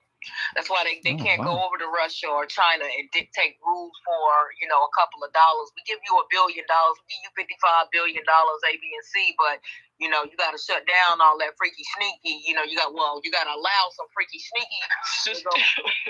You ain't lying. I'm telling y'all, please, I don't know if it's on my ad nerve or this one, but the brother he says Kamala just gave the speech, and 2 hours later, this transgender woman killed 3 children and 3 adults. If it wasn't, if she wasn't vice president, my hand to God, I almost dropped my damn phone. He said if she wasn't vice fucking president, she could end up like George Floyd. And I thought, my God, wow, they're coming to the light. He said that shit. If that bitch wasn't vice president, she would be shot because she's black. I was an epiphany. Wow. Crazy. Go ahead, Black Native. You got it, sis. Yeah, you got it. Yeah, I just wanted to touch on when it was in that video that we listened to, when the woman was speaking about hysterectomies.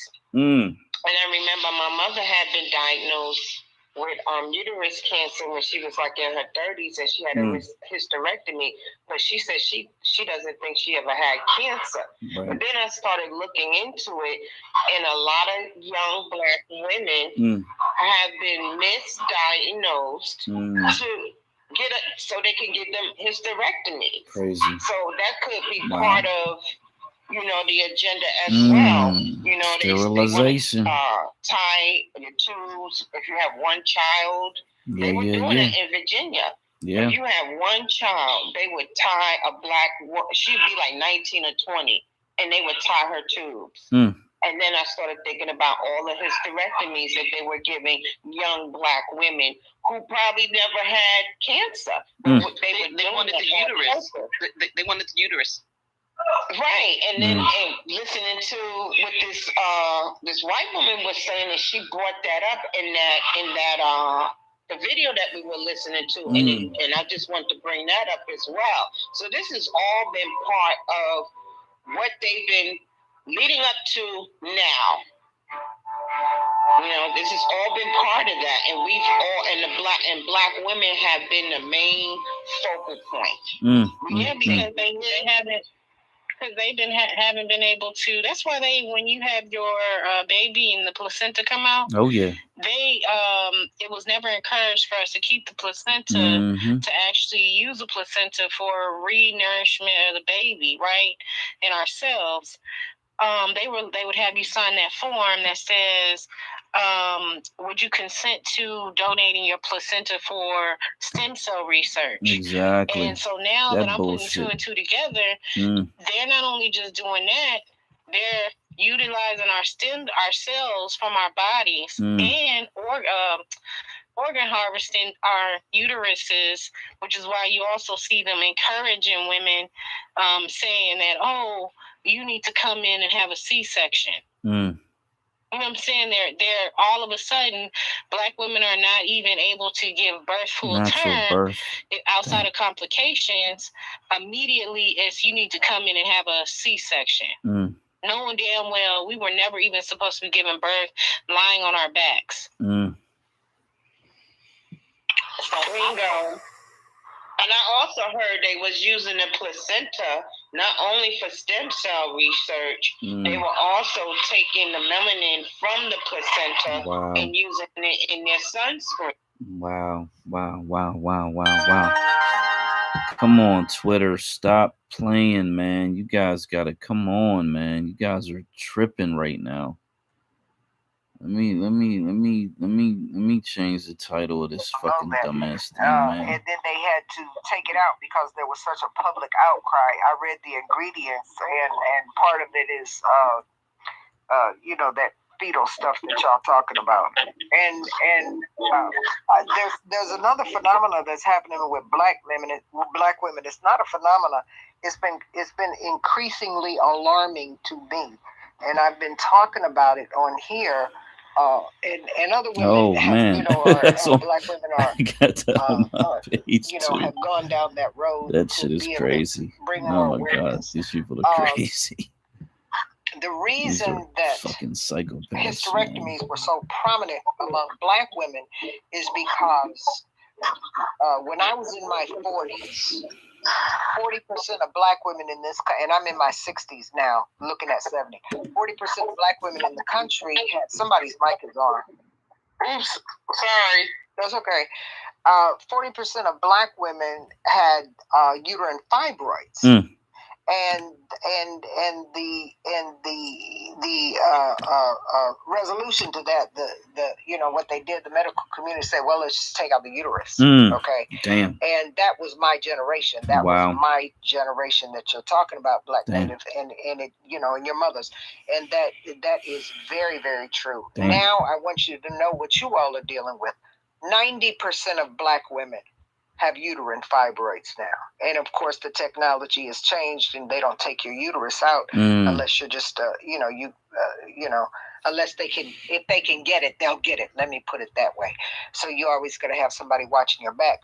And so the research concludes that the reason that Black women more than white women, more than Asian women, more than Native American women, more than Hispanic women have uterine fibroids is because they are Black in America, and it causes us stress. Wow. That's the problem. Wow. The problem is us being Black in America. It's not our diet. Wow. It's not what we do for a living. Wow. It is because we are Black women in America, and the stress that involves, watching our loved ones get murdered and shot down in the street, not being able to make the kind of money that we need to make, not being able to be fulfilled in our life, and having to stretch ourselves. You all have talked about it in the spaces, having to stretch ourselves over so many things. And now 90%. It was 40% when I was in my 40s. Now I'm in my late 60s, and it's 90%. So there you go. And I'm going to leave it there. Wow. I just want to touch on with Sister No Taxation just said. My mother is 76. And I remember her telling me and my sister as we were growing up just exactly what she said. Okay? That stuff is, and trust me when I tell you, sisters, no taxation, it's still going on.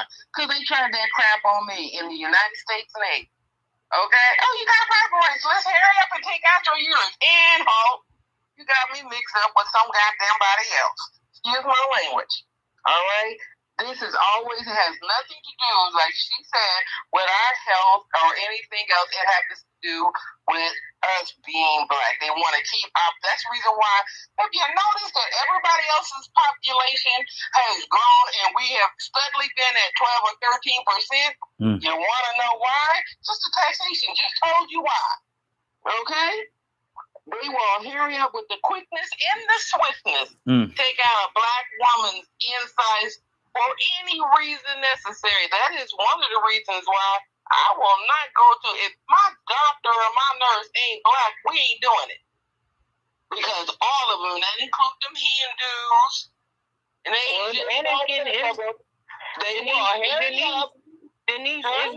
Denise, and it's getting to the point where they got to be Black American. Oh yeah, you got to watch out because all the rest of them, their pets are thoroughly conditioned to keep that WS agenda. So if they're not Black American, you can't do nothing for me except say, what time would you like to come in for your appointment, ma'am?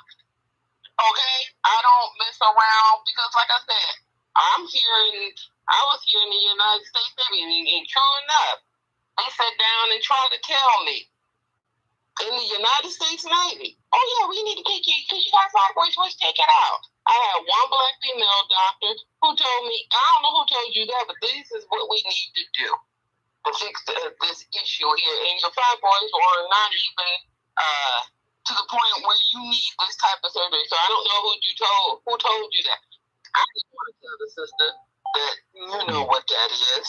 Okay, but that's been going on, just like they like to label us as having the most abortions or whatever.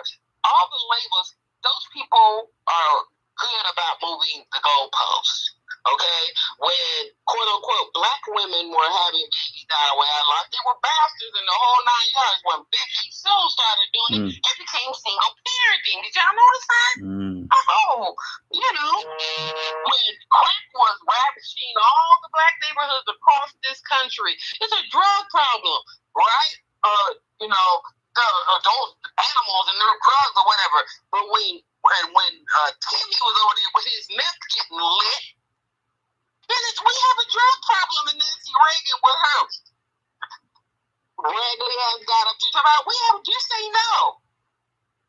You don't have to be a rocket scientist to figure out what is going on in this country.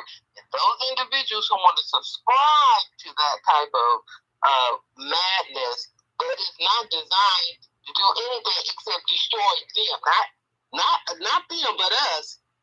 Please get your sack lunch and go over there in that line. I'll be with you in a minute. And you know what else is crazy, Denise? It's funny how they got us still at what did they say, 13-14%? We're at 12%. Oh shit! The number that dropped to 12 now. Okay, so every time I hear these different numbers, I always laugh because they got all these other people coming into the country talking about something they black now, right?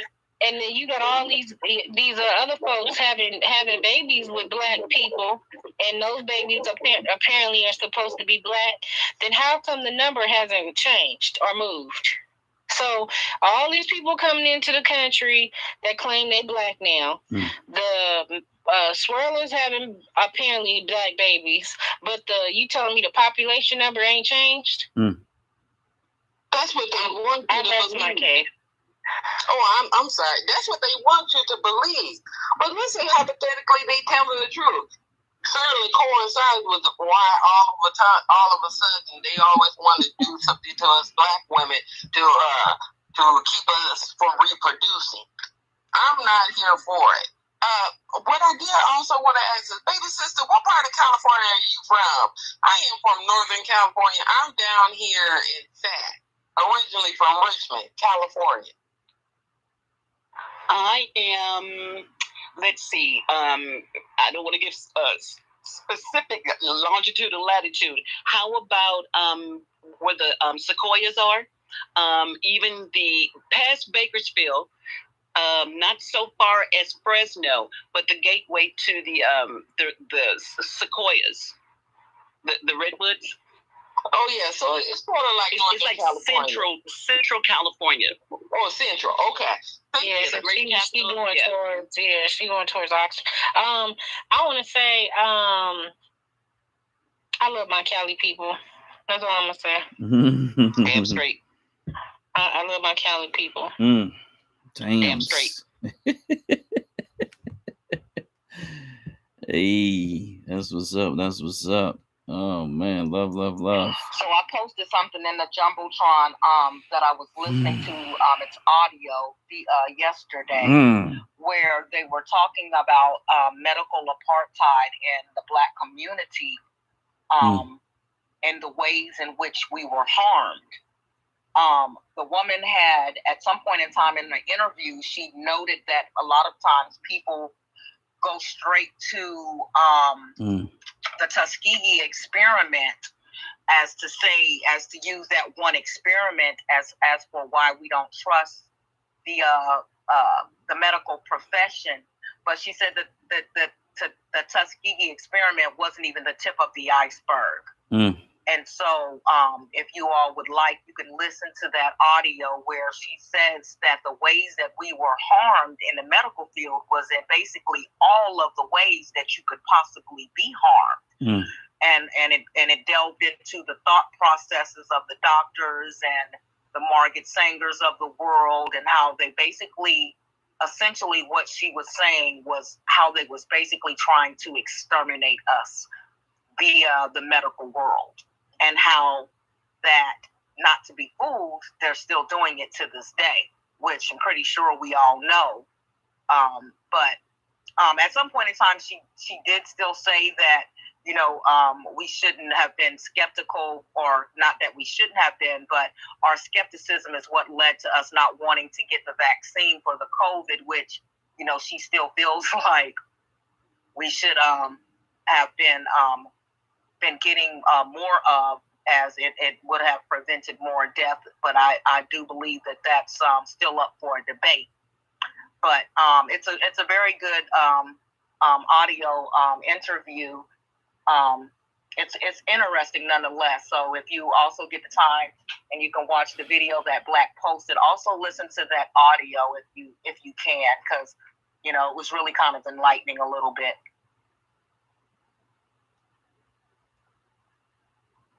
As a person with 2 degrees, master's degrees, I have one. I have an MBA in healthcare administration with a minor in policy writing. I can go to anybody's hospital right now and write policy. And one in master's, and my other one is I'm a public health, master's in public health. I'm here to tell you, they can keep that vaccine. I ain't stirring the Kool-Aid. He didn't do enough trials and errors for me to even stick that stuff up for me. That's okay. I'll take the 0. Denise, look, my doctor, she was pregnant at the time, right, when all the vaccine stuff came out. And first she was on some, you can make the decision for yourself. I'm not going to, force you or anything like that. And she was like, but I'm here if you want to talk more about, the understanding and blah, blah, blah. And I asked her, I said, well, have you gotten a shot? She was like, no. She was like, I'm still weighing my options and stuff. But mind you, she was pregnant at the time. Now, she's not pregnant no more. And this African woman. And so I go back to see her, and she was like, oh, have you gotten your flu shot? I said, no. She was like, have you gotten your COVID shot? Because, you have seedlings. And I was like, yeah, but no, I haven't. I said, no. She goes, I really think that you should get it, and, we can give it here in the office. Let's make you an appointment, because I really think that,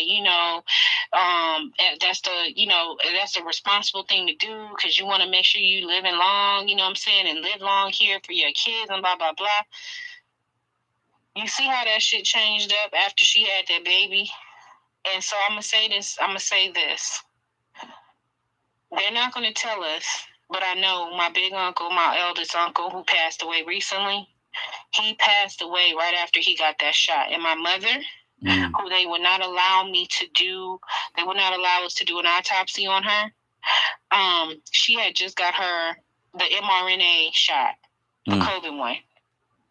Not the mRNA. She got the Moderna. I'm sorry, Moderna. Why did I say mRNA? Shit. The Moderna shot. And right after that, a few months, I think after she had, not even a few months, I think it could have been like weeks maybe. It just seemed like it happened right after she got that damn shot. She had a hernia stroke.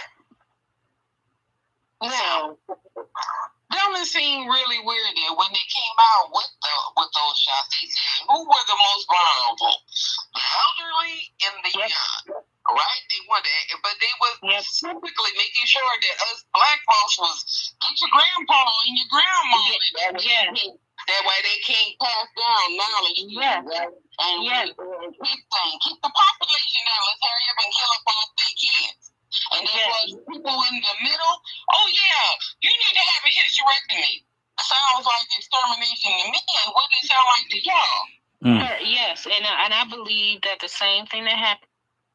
Oh my God, if I touch this fucking phone, it just won't let me. Like, damn, I can't even touch this motherfucker. Damn. Son of a bitch. Her immune system's already compromised because her kidneys aren't functioning right. To help with her body. So the shot would just, it would just do her in, and it did. And I honestly believe that they knew whoever convinced her. You know what I'm saying? Because they isolated families during that time. You couldn't even go into the damn doctor's office with your relatives or have somebody with you. So the goal was to get you isolated. So with that being said, I truly believe, on top of the neurosurgeon that would not actually treat my mother and the first doctor when she went into the hospital, they did not treat the hernia stroke. They pretty much let her die, but then at the same time, they made sure. I took videos while we were there in the hospital. They came in while my mother was hooked up on a ventilator, and they brought somebody in to X-ray her heart. Damn. And I thought that was strange. I was like, why the fuck they X-raying her heart for? You know? Damn. And my sister, and I was talking to my sister, and so right after that, we went home. They called us in the wee hours of the night, talking about, oh, your mother, you need to get here quickly. She's going into cardiac arrest. She was not going into cardiac arrest. They would not give her dialysis while she was in there fighting for her life from the stroke. So what did her in was her body was filling up with toxins. Damn. And they went ahead and I really believe that they were organ harvesting. And I told my sister, and me and her was like, there was nothing we can do because it was just me and her. Damn. And they were, because we were asking so many questions, they started saying, oh, you can only be here for so many hours. So first it was you can be here as long as you want. And then when I started saying I want a power of attorney and I need her moved to Cedars, they wouldn't do it. All of a sudden, the hours have changed. So when I tell you, these people will kill you and murder your family in your face, that shit is true. It is true. The neurologist was Asian, and the doctor, his name was a white male doctor when she first went in the hospital. Damn. They had no intentions of saving my mother, but they had all the intentions in the world after she coded to call us. This is the audacity to call us and say, "Hey, your mother has a strong heart. Do you mind if we take her heart?" Wow. We said, "Fuck no. No, we can't. No one can have that shit. No, I don't give a shit if there's someone that needed it. No." The answer is no. Absolutely because they killed my mother. Damn, bro. That shit is fucking insane, man. I believe that. Damn. 110%. I believe that. Damn. Like I said, that's why my education is in healthcare. Because whenever one of us walk in here, come here. Let me help you. Don't be messing with them damn doctors over there. Because those people, they ain't stirring the Kool-Aid. I just wanted to say, brother, my story is not as horrible as what you went through with your mother, because that shit is disgusting. But my brother, he is on dialysis, and I didn't take the shot. I just went maybe a month ago to get a mammogram. I haven't been to a doctor in like 3 years, actually, to have a physical, and I always prefer Black women. And when I went there, she said, "Did you take the shot?" I said, "No." And she tried to convince me to take it, but you should take the shot. I'm looking at her like, "Lady, save your fucking speech, save your breath. You're not going to convince me to take it." I was like, "Well, due to my religious beliefs, I'm not taking it." And I thank God I convinced my mother, but my brother, he's on dialysis, and he took the shot. Damn. And I was trying to say, "Look, I don't think you should do it." And I was trying to convince him, but he believes whatever white people say. I don't even know. We come from the same mother and father, but I don't get it. And he's older than me. And he got real sick. And I was looking at him, I was like, "I told you." He had pneumonia first? He got pneumonia? He caught, he had to be rushed to the hospital because he was like, "I'm not feeling well." He was living with me at the time. He wound up getting his own place. And I was like, "What's wrong?" And he was like, "I don't know. I just don't feel right." It was like maybe a week or two after. He had to be rushed to the hospital. He had breathing issues. I think he did because there was something wrong with his lungs. And I was like, "Damn, I told you don't take this damn shot. You went and listened to me." And I kept telling him, "Don't listen to these white people. They are fucking lying." They kept saying it was us that was dying. And every day I was going on, they had a data board, and I was looking, and I was going through the age, the race, the sex, and it was white people. But they kept showing on the news that it was us, that we were the ones dropping like flies. And I'm looking at the data. And the data wasn't coinciding with what they was showing us. And, the media, they fucking lie. They just, try to convince us. We were supposed to be the guinea pigs. And if you remember, the first person to take the shot was a Jamaican Black woman. It was a Black female actor. And they made sure we all saw her do it. I don't know whatever happened to this lady. Somebody says she's dead. But I don't know if it was just me, but it was a Black woman who was the first person to take the shot, and she was Jamaican.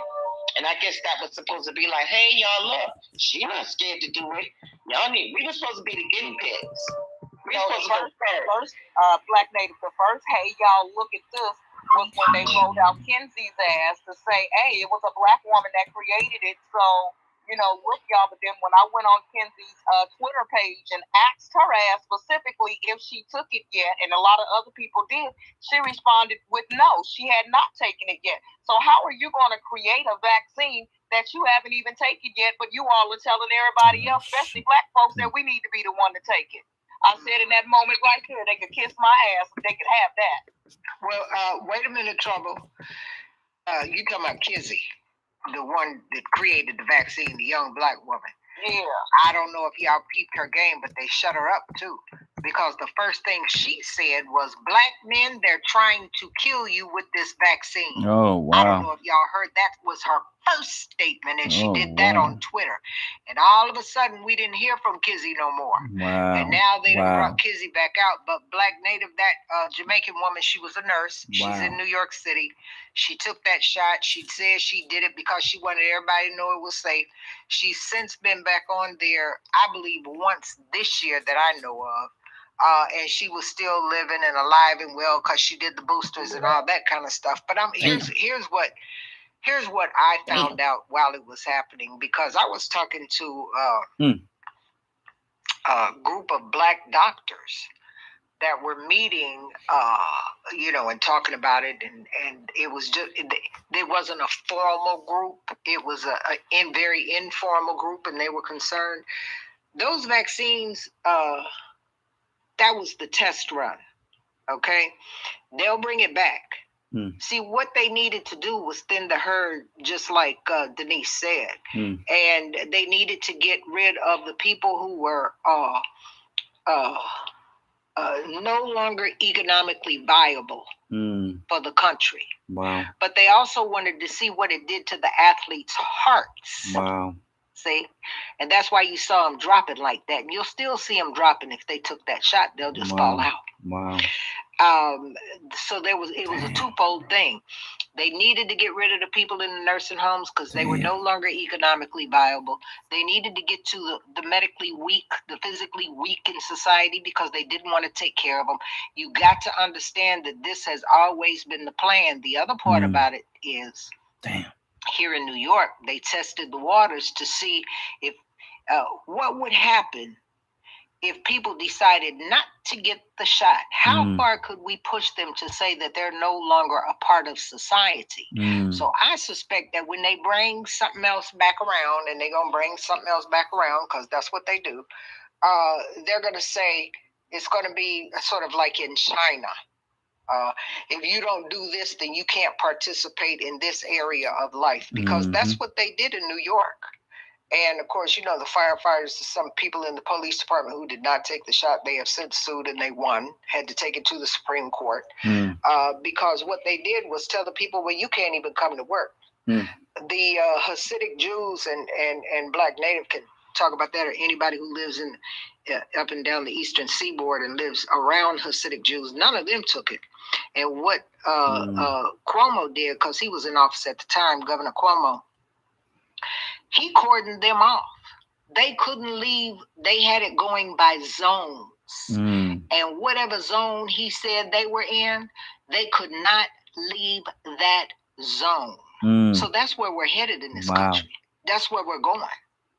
If you don't participate in what the government says, and it's not really the government, because it's deeper than that. It's it's part of that one world government, new world order stuff that they talk about, that people didn't know has been here for the past sort of 40, 45 years. This has been here.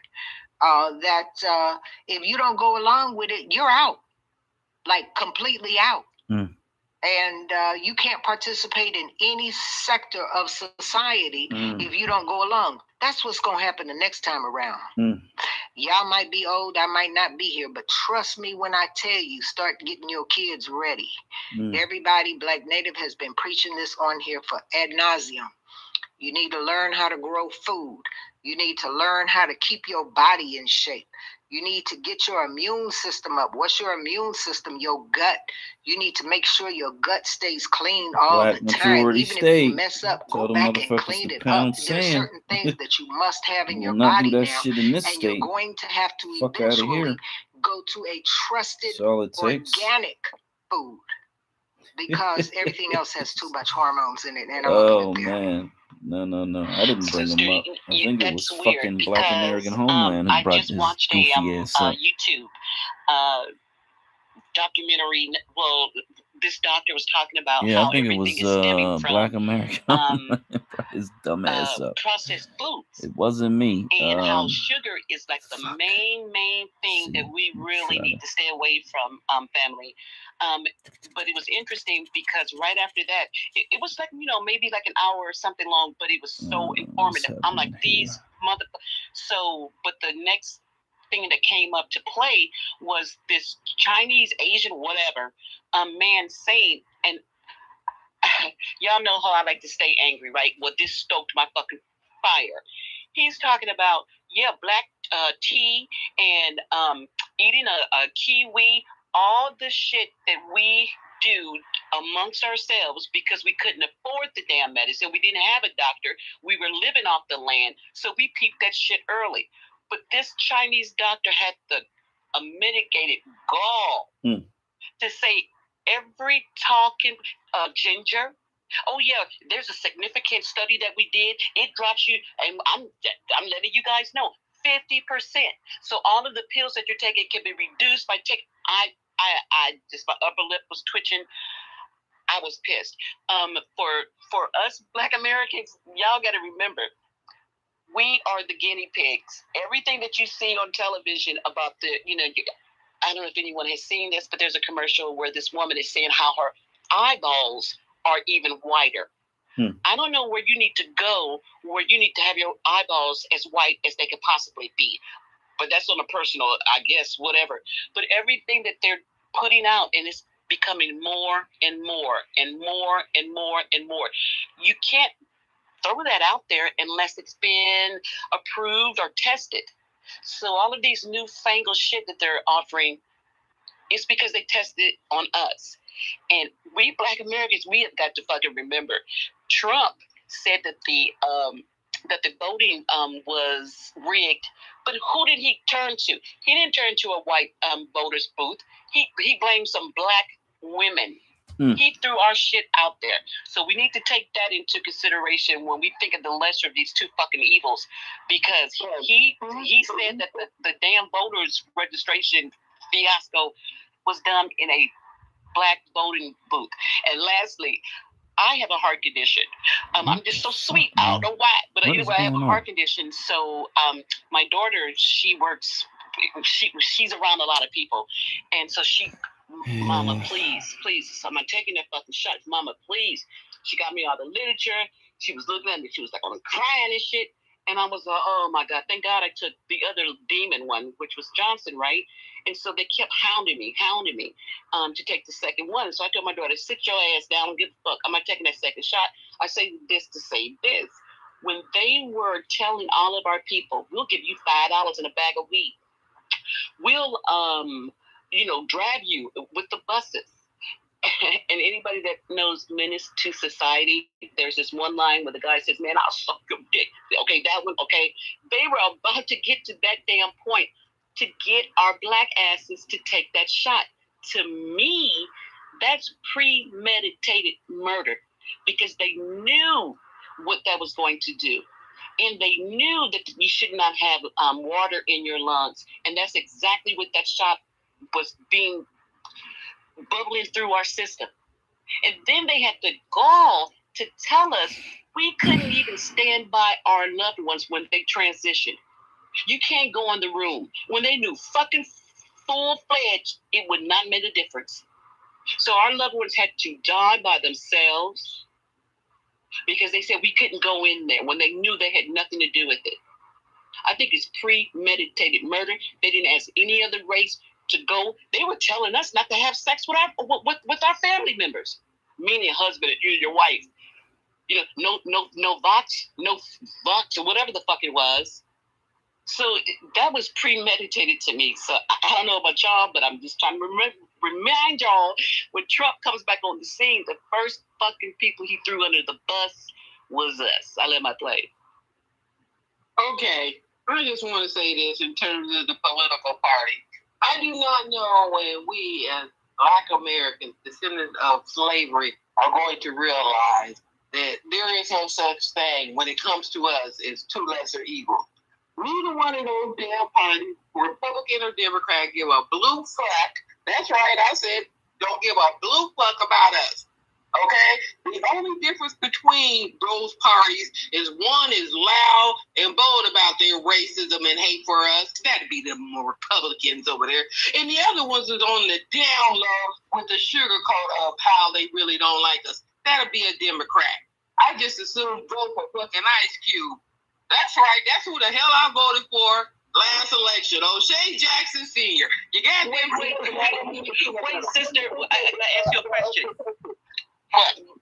Was it the I sound muffled. I'm sorry. Was it there just on the news how they're even trying to fucking split the ticket by saying one of them's going to be a Democrat and the other one's going to be a Republican? I think the Kennedy dick shit is going to be the Democrat, and I could have sworn, I'm gonna try to find it, but they were trying to split the party for running mates. One was going to be a Democrat, and one was going to be a Republican. Oh yeah, I'm like shit. But like I said, I don't know when we as a group, as a people, gonna realize that in terms for white people, there's a such thing as two of the lesser evils. Which one? Right? But for black people, there is no such thing. That's happened. Definitely the Lincoln and Johnson. Hell about us as a people. But that has happened before. They all sit down together and figure out a way how to jack us in the end. So just like I said, y'all think I'm joking. I am serious. It's a heart attack. I voted for Ice Cube last freaking damn election because neither party and this has been going, this is not something new. This has been going on forever and a day. Okay?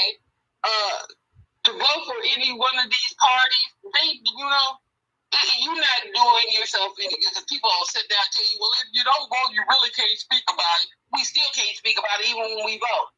Correct me in my understanding. We still can't do nothing. Am I wrong in that observation, people? Okay? Well, you don't really care about the country. I remember when he was running around here at the last election, talking about, we got to save this country. Save this country for who? This country ain't never did not a blue. What the hell has this country done for black people? That are descendants of slaves. Please, somebody raise their hand and tell me what this country has done for us. When they were running around here talking about, oh, we got to save the country, we had to keep the country away from Trump and the whole 9 yards. That's why I could have went up on The View and smacked the taste out of Whoopi Goldberg's. Now, this ain't no damn hogs worth talking about you know who. Crackhead. This country has never did anything for us, and if anything, it has been designed to destroy us. And on top of that, just to home in, just to make sure we understood, they brought in new folks to look like us to tell us that they don't give a blue fuck about us. So when it comes to election time, I might as well go get me a bag of popcorn or vote for Ice Cube again, or McDonald's or whatever. Because to vote in this system of things that are designed to destroy us, it's just. It's the thermometer. It's the American thermometer to see which one we're being geared toward. The thermometer is either the Republic or we buying their bullshit. It's just to gauge us. They don't give a shit. That those two parties don't mean shit. It's just to gauge us. What Kool-Aid are we drinking? Mostly, you know. So yeah, it's insanity. Y'all been on the website and have seen a glimpse of who my father was. He worked on Capitol Hill forever, it seems like. And there were things he used to say to me. And if you look on my bio, one of the things that I have on there is they're all crooks. I got that from my father. And he worked with those crooks. He had to work with those crooks for, black economics and money and stuff like that. Because the source of the money is from the federal government. Let's just be real clear about that, big money. Nevertheless, and needless to say, it's a uniparty. It's called the uniparty now. They're both the same thing. It's just how they administer their racism. They administer it differently. And if you don't play into the system, if you're one of those people that you want to go to Capitol Hill and be a congressman or a senator or something, and you go up there and you try to tweak the system or break the system of what they have, you won't last long. You will not last long. Why do you think George Santos is still up there with his lying ass and is running again? They don't have a problem with him. They didn't have to seat him based on his unethical behavior. But they did seat him because McCarthy needed that one vote so that he could become speaker. See, and it's all a big ploy. They don't care nothing about us and our vote, because in the end, especially presidential votes, we can say who we want for president and vote it and put it down on a piece of paper and all that kind of stuff. But the Electoral College is the one that tells who's going to be sitting in the Oval Office, not us, not the American public, not the voters. You do know that Chuck Schumer out of New York, one of our electoral, and it's very difficult to find out who your electoral voter is in your state. He voted for Trump, and he comes out there and talks about Trump like a dog. But he voted for him to go into the Oval Office. So it's a uniparty. You can't. Black folks can ill afford to do party politics. We simply can't do it. We have to do policy politics, and that's one of the reasons why I'm doing the rally. Because at this point, I've been in the reparations space for 7 years. I'm tired of talking. I'm tired of working, and I'm tired of doing. And so I'm drawing the line in the sand if nobody else does, because I have to move on to other things for the betterment of Black folks in this nation, because that's what I do. And so y'all be real careful about, I'm going to tell you something, Black. I keep telling you, I got a story for you. And y'all better start listening to Black. Y'all better start listening to Black. Because what didn't work in the past can probably work now. Okay? And I'm going to leave it right there. Hello. Hello. Hello. Hello. You can go. Okay, thank you. I wanted to ask the upcoming rally for reparations. Is the information about that in terms of the agenda, guest speakers, is that still embargoed? What do you mean embargoed? Is it being kept quiet until until the date, or until the actual date of the event? Not necessarily. Some of the speakers have already stated on this public domain, Twitter, that they're coming and they're going to speak. The reason I haven't updated everybody to the fullest extent is because, number one, I don't have time to keep updating people. Number two, I'm not worried about my numbers. See, for me, politics is a numbers game for me. And I'm not worried about my numbers anymore. So I really don't have to tell nobody nothing if you want to know the truth about it. And there are certain people right here on this in this space that are working on the rally with me. And they have spoken about the areas that they're working in on the rally. So, I mean, my best suggestion to you, second pieces, is to continue to follow Black, continue to follow Rella, continue to follow Trouble and some of the other people in here, and the information is disseminated. So, and it won't be on the website, and that's for a particular reason, and something that I chose, because while you all are looking at rally, I'm looking at Black politics. And so that's a horse of a different color. And I'm going to leave it there.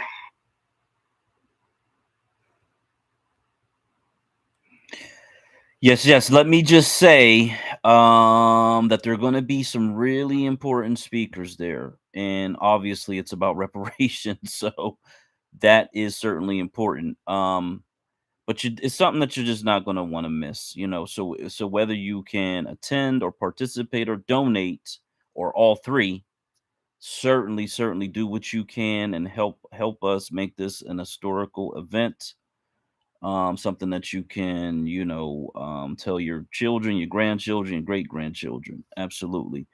We got. Well, the other, let me just interrupt you. The other part about it is, while y'all looking at speakers, y'all need to be looking at the music part because it's going to be festive. We're going to have some go-go.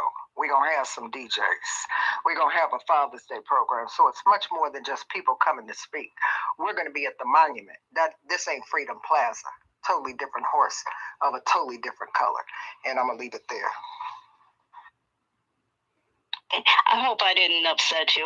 It was just an honest question. Thank you.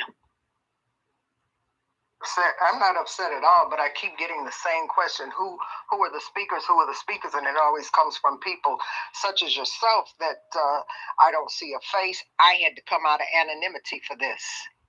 See, I was on Twitter 11 years. Nobody ever saw my face. So now I'm at the point, well, if I can come out, everybody else that's questioning me, they need to come out too. And I'm not upset because, it don't directly affect me.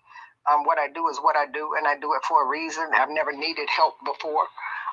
And that's not to say that I don't need help now. But I'm just saying this is a monumental event. And so it's less speakers and more black politics for me. And I'm going to leave it there. Okay, we had the company come up. The company, you got it. Thank you for letting me speak. One thing that's on my mind is this powwow with the Cherokee Nation tomorrow. And, I'm trying to figure out how to bring up reparations for freedmen. Cherokee Nation only gets about like $2 billion a year from the federal government. Wow. So, pennies. Wow. Paying us reparations and stuff like that, is not, really in the realm of happening. But they do owe it. And, I think that we could talk them into funding the Freedmen's Bureau.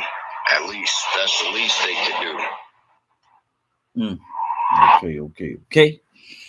Okay. Now, since the reparations topic has come up, and this app is being very glitchy, it's almost like every time I touch it, it kicks me out of the space. But this white, what is he? He's a candidate. He's white, Hispanic. Bernie Moreno proposes reparations for white people. He's a GOP Republican Senate candidate in Ohio. And so that's what I was responding to respectfully. The reason why I put my hand up. Yeah, you got it. Yeah. But my thing is just this. First things first. The Republican Party, I thought they were against reparations across the board or any aspect of any direct payments or any direct resources to any particular group. From what I observed, that was one of the reasons why they didn't promote reparations for Negro American people, quote unquote, that they will say. So, I find it very disingenuous, especially as coming from the Latino community, that he's talking about reparations for white folks. They're fucking insane, bro. It also comes down to are fucking insane. System. Trust me. What the hell are they teaching these people? Where they're saying these type of things and they're producing these type of outcomes? So those are my two things at observation, and I don't understand why this foreigner even having reparations coming out of his mouth. But that's just my take. I'm on that 1-800 call ICE. Yeah, clearly. Just a jackass, really, everything he said was race-based. So even if he tried to do it, veterans already got their benefits from the Civil War, all the other stuff. They got paid pensions, and their ancestors already got paid for it. They're living off of it and stuff like that. Stuff their ancestors did. So, I just posted that just because, it was ridiculous. When I saw it, totally ridiculous. I'm like, totally what ridiculous. is these people teaching them? They're not teaching them what reparations is. And, I keep on explaining to people that, if this country doesn't do something symbolic, it will all go to trash. I have to push back on the symbolic part. I'm not about this. They can hold the symbolic justice. Give me my money and give me what's owed in that land, and I go my way, and you can go your way. That's just my take when it comes to any workings of the dominant society. Because I had experiences when it comes to creating institutions and them going out their way to destroy things for Negro or Black American people. This is where I let somebody else take over the space. Right I'm now. about to, So I'm about to be in my zone. Sue these in guys. my zone. Get these tort claims going. Talk to whoever you need to talk to, and make sure you get these guys on record. Give them that work. America's about suing and setting legal spiritual precedent. warfare requires spiritual tools.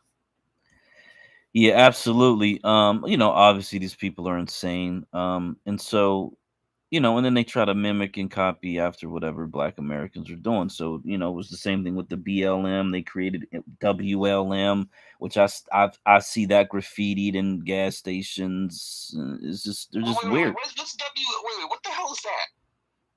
White Lives Matter. Yeah, wasn't Kanye? Their lives already, wait. Let's slow that part. Their lives already goddamn matter. They already got policies made after. I've never heard of that, but thank you for putting me on with that. Can the host get a word in as well?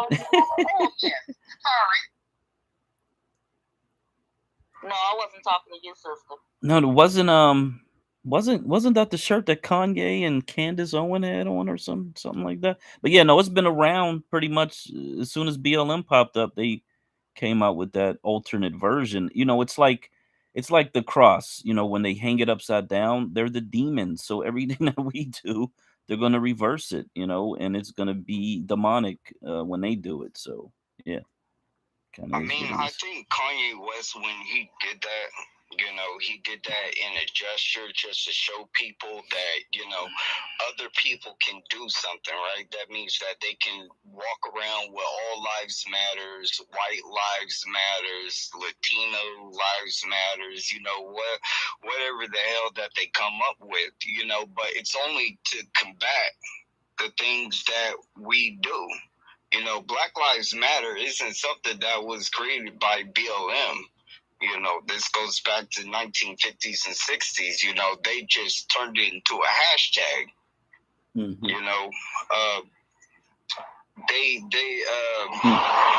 They definitely are disingenuous people when it comes to the Black community. And we need to let that go for the most part. But Kanye, he's just, I think he did it just because, he's trying to show that, these people are really against him. And you saw the pushback for him wearing that shirt. So, they're on his ass. Yeah. Hey, congratulations on your 2 hectares, man. I'm sorry, 2 acres. 2 acres. Oh, thank you. We had to put a lot of work into some busted up properties and all the other stuff, and then selling it off. It was just, a lot of hard work. It just didn't come out of nowhere. But, at least, we're going to have a peace of mind in the near future. But, even through that endeavor, we still have to deal with this 180 acres of land in Oklahoma. I know someone in the comments said something about building a community. 2 acres is not enough to build a community. Like, you could probably have 5-6 people on there that's comfortable. But, those would be like ranch hands and, people that, we're probably going to be hiring people and paying them decent wages for the most part, like $45-50 an hour. That's the plan. That's the goal, because it's just a small operation. Oh man, see, I've been trying to. When it comes to building, I've been trying to add co-hosts, but it won't. People are not taking them. Do that. But, people are not taking the co-hosts. We got to take everything one step at a time. I'm gonna have to risk putting the social in here. Well, see what happens. You just said something very interesting. I hope it doesn't kill it. If you hire someone on your land, you would give them $45 to $50. Sending out the co-host invites, but people ain't taking them. That's great, man. Look. Yeah, I just hope that, it's Black people that come and work for us for the most part, not to discriminate against everyone else, but, hopefully this shit doesn't kill the fucking space. I won't get up in the morning and do nothing if I'm not getting paid more than that. So, I wouldn't do that to other people. See? Oh, what the fuck? You see, what I'm saying is, some people are fortunate because right now it ain't even letting me add here in Southeast Asia, you know, the minimum wage here is $10 per day, and some people get paid $6 per day. Oh, and like you know, it's I gonna have close, maid, and there's nothing I'm gonna get to do about it. I think now she get paid like $68 a month, and that's just the going rate, you know. And look, the people here in this community where I live, if you pay your maid more than they pay, you know, they will get angry at you. So it's like you have to what's that word? There's a norm, society norm that you have to follow here. So it is very all right, DJ, if you in here, you gotta come quick, because I don't want this thing to collapse. I'm that type of person that doesn't usually go by the norms, but you know, taking, you know, business classes, administration, economics, and stuff like that, like I see it can be done. Like these companies can do it. They can pay these people at least like $25-$30 an hour, but you know, they're trying to profit off of their payroll credit that they get. So every company, they can apply for credit so that they can roll their, you know, checks out to their employees and stuff like that, even on time. Can I ask a real quick question? What would deter the maids to say that they are all getting $30-$35 an hour? You know what I'm saying? If I was a maid, I'd be I'm getting $60-$65 an hour. I had to make the social the co-host. Hopefully that doesn't kill the space. Jesus. What happened? I think y'all misunderstood what I said. Where did that Jesus come from? $68 per month. Where did that Jesus come from? Holy shit. And some of my neighbors are getting mad at me because I'm paying too much. They said don't pay no more than 3,000 pesos per month, which is $60. Oh, yeah. Oh, I'm glad he brought that up. Oh, I'm glad you brought that. I'm glad you said that. Someone was talking about that earlier. You're beating the competition. That's the thing, is people are going to come work for you when you're giving them top wage, and you know they can't compete with that. This is the same problem they're having with white people. White people, some of them are leaving the United States. They're going to Mexico. They set up shop down there, and their, you know, business is just decimating people's communities. Yeah. What is your maid's ethnicity? You talking to me? Black American Homeland? Whoever has the maid. They're all Filipinos. Some are Chinese. Huh? They're all Filipinos. Fuck them. Who cares? But hold on, man. I live in another country. All these people are Asian people. Okay. There we go. Can I comment on that? Because I find that very peculiar that they can enforce economic sanctions on you when you, even if you're a good student in their community per se. But if they were to do that, like they're not like that. I'll use the. You know, imagine if we start putting economic sanctions on them, they'll be quick to call the cops on us. So I'm calling cap, brother. It's not against you, but more or less how they do things. You get what I'm saying? I understand. Yeah. Yeah, I mean, look, see, this was the thing. See, these maids, right? They go around, they talk to each other, right? How much you get paid? How much you get paid? There you go. And since there you go. Hit them with an NDA, non-disclosure. Yeah, I can do that. Yeah. Hit them with an NDA in the Philippines. That's what I've done. With that bitch with her mouth. Oh, come on. Whoa.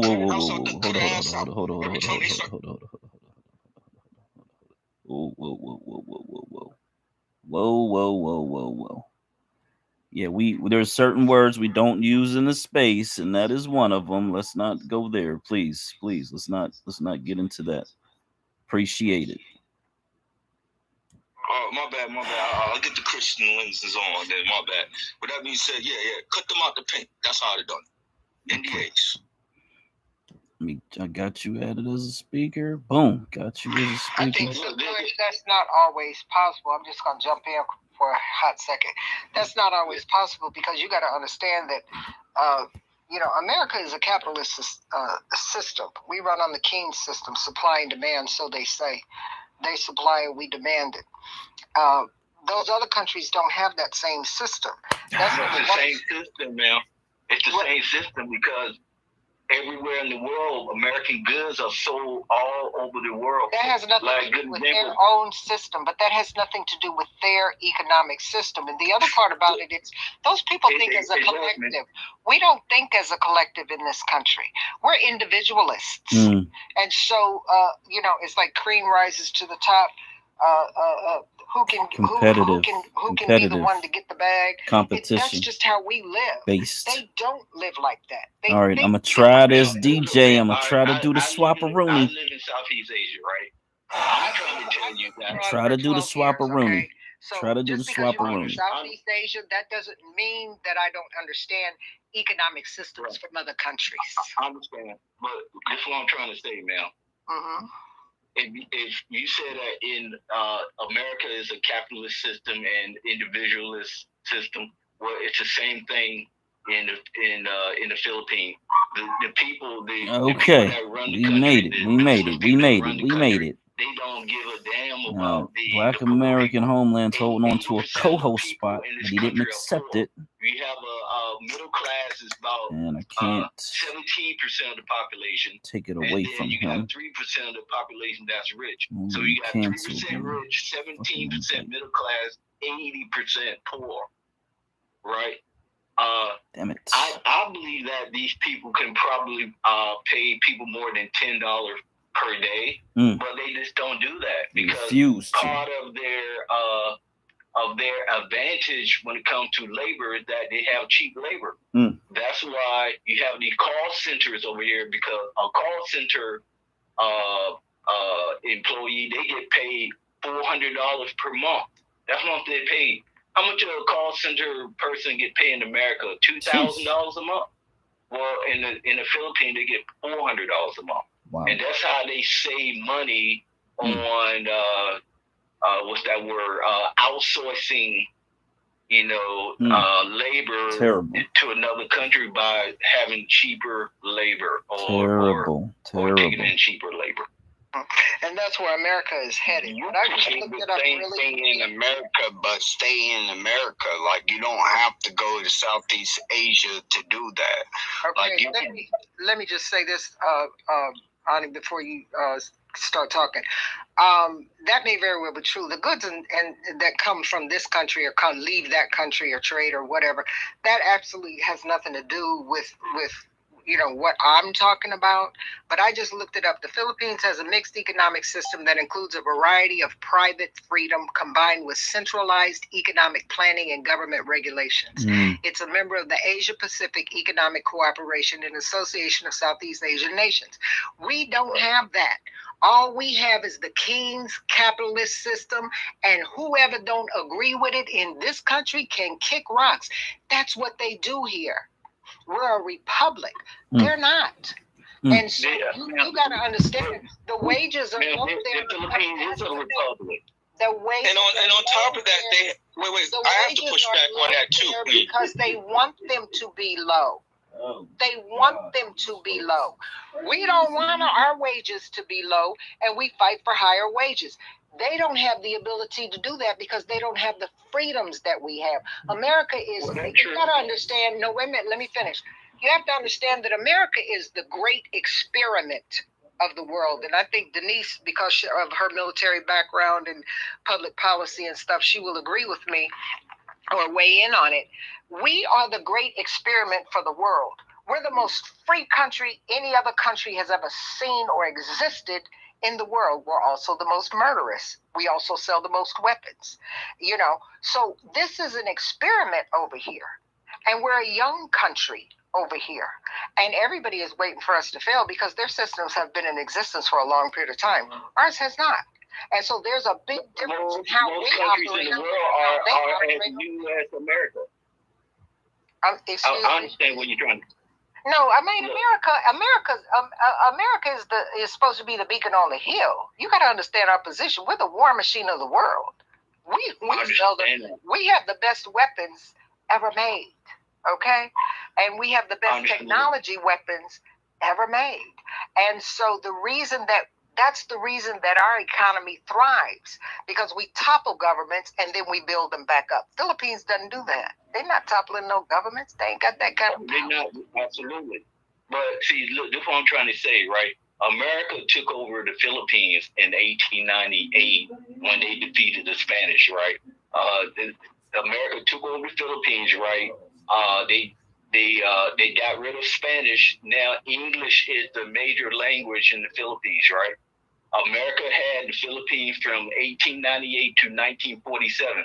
So the Philippines didn't become a independent country until I think it was 1946, and so forth. And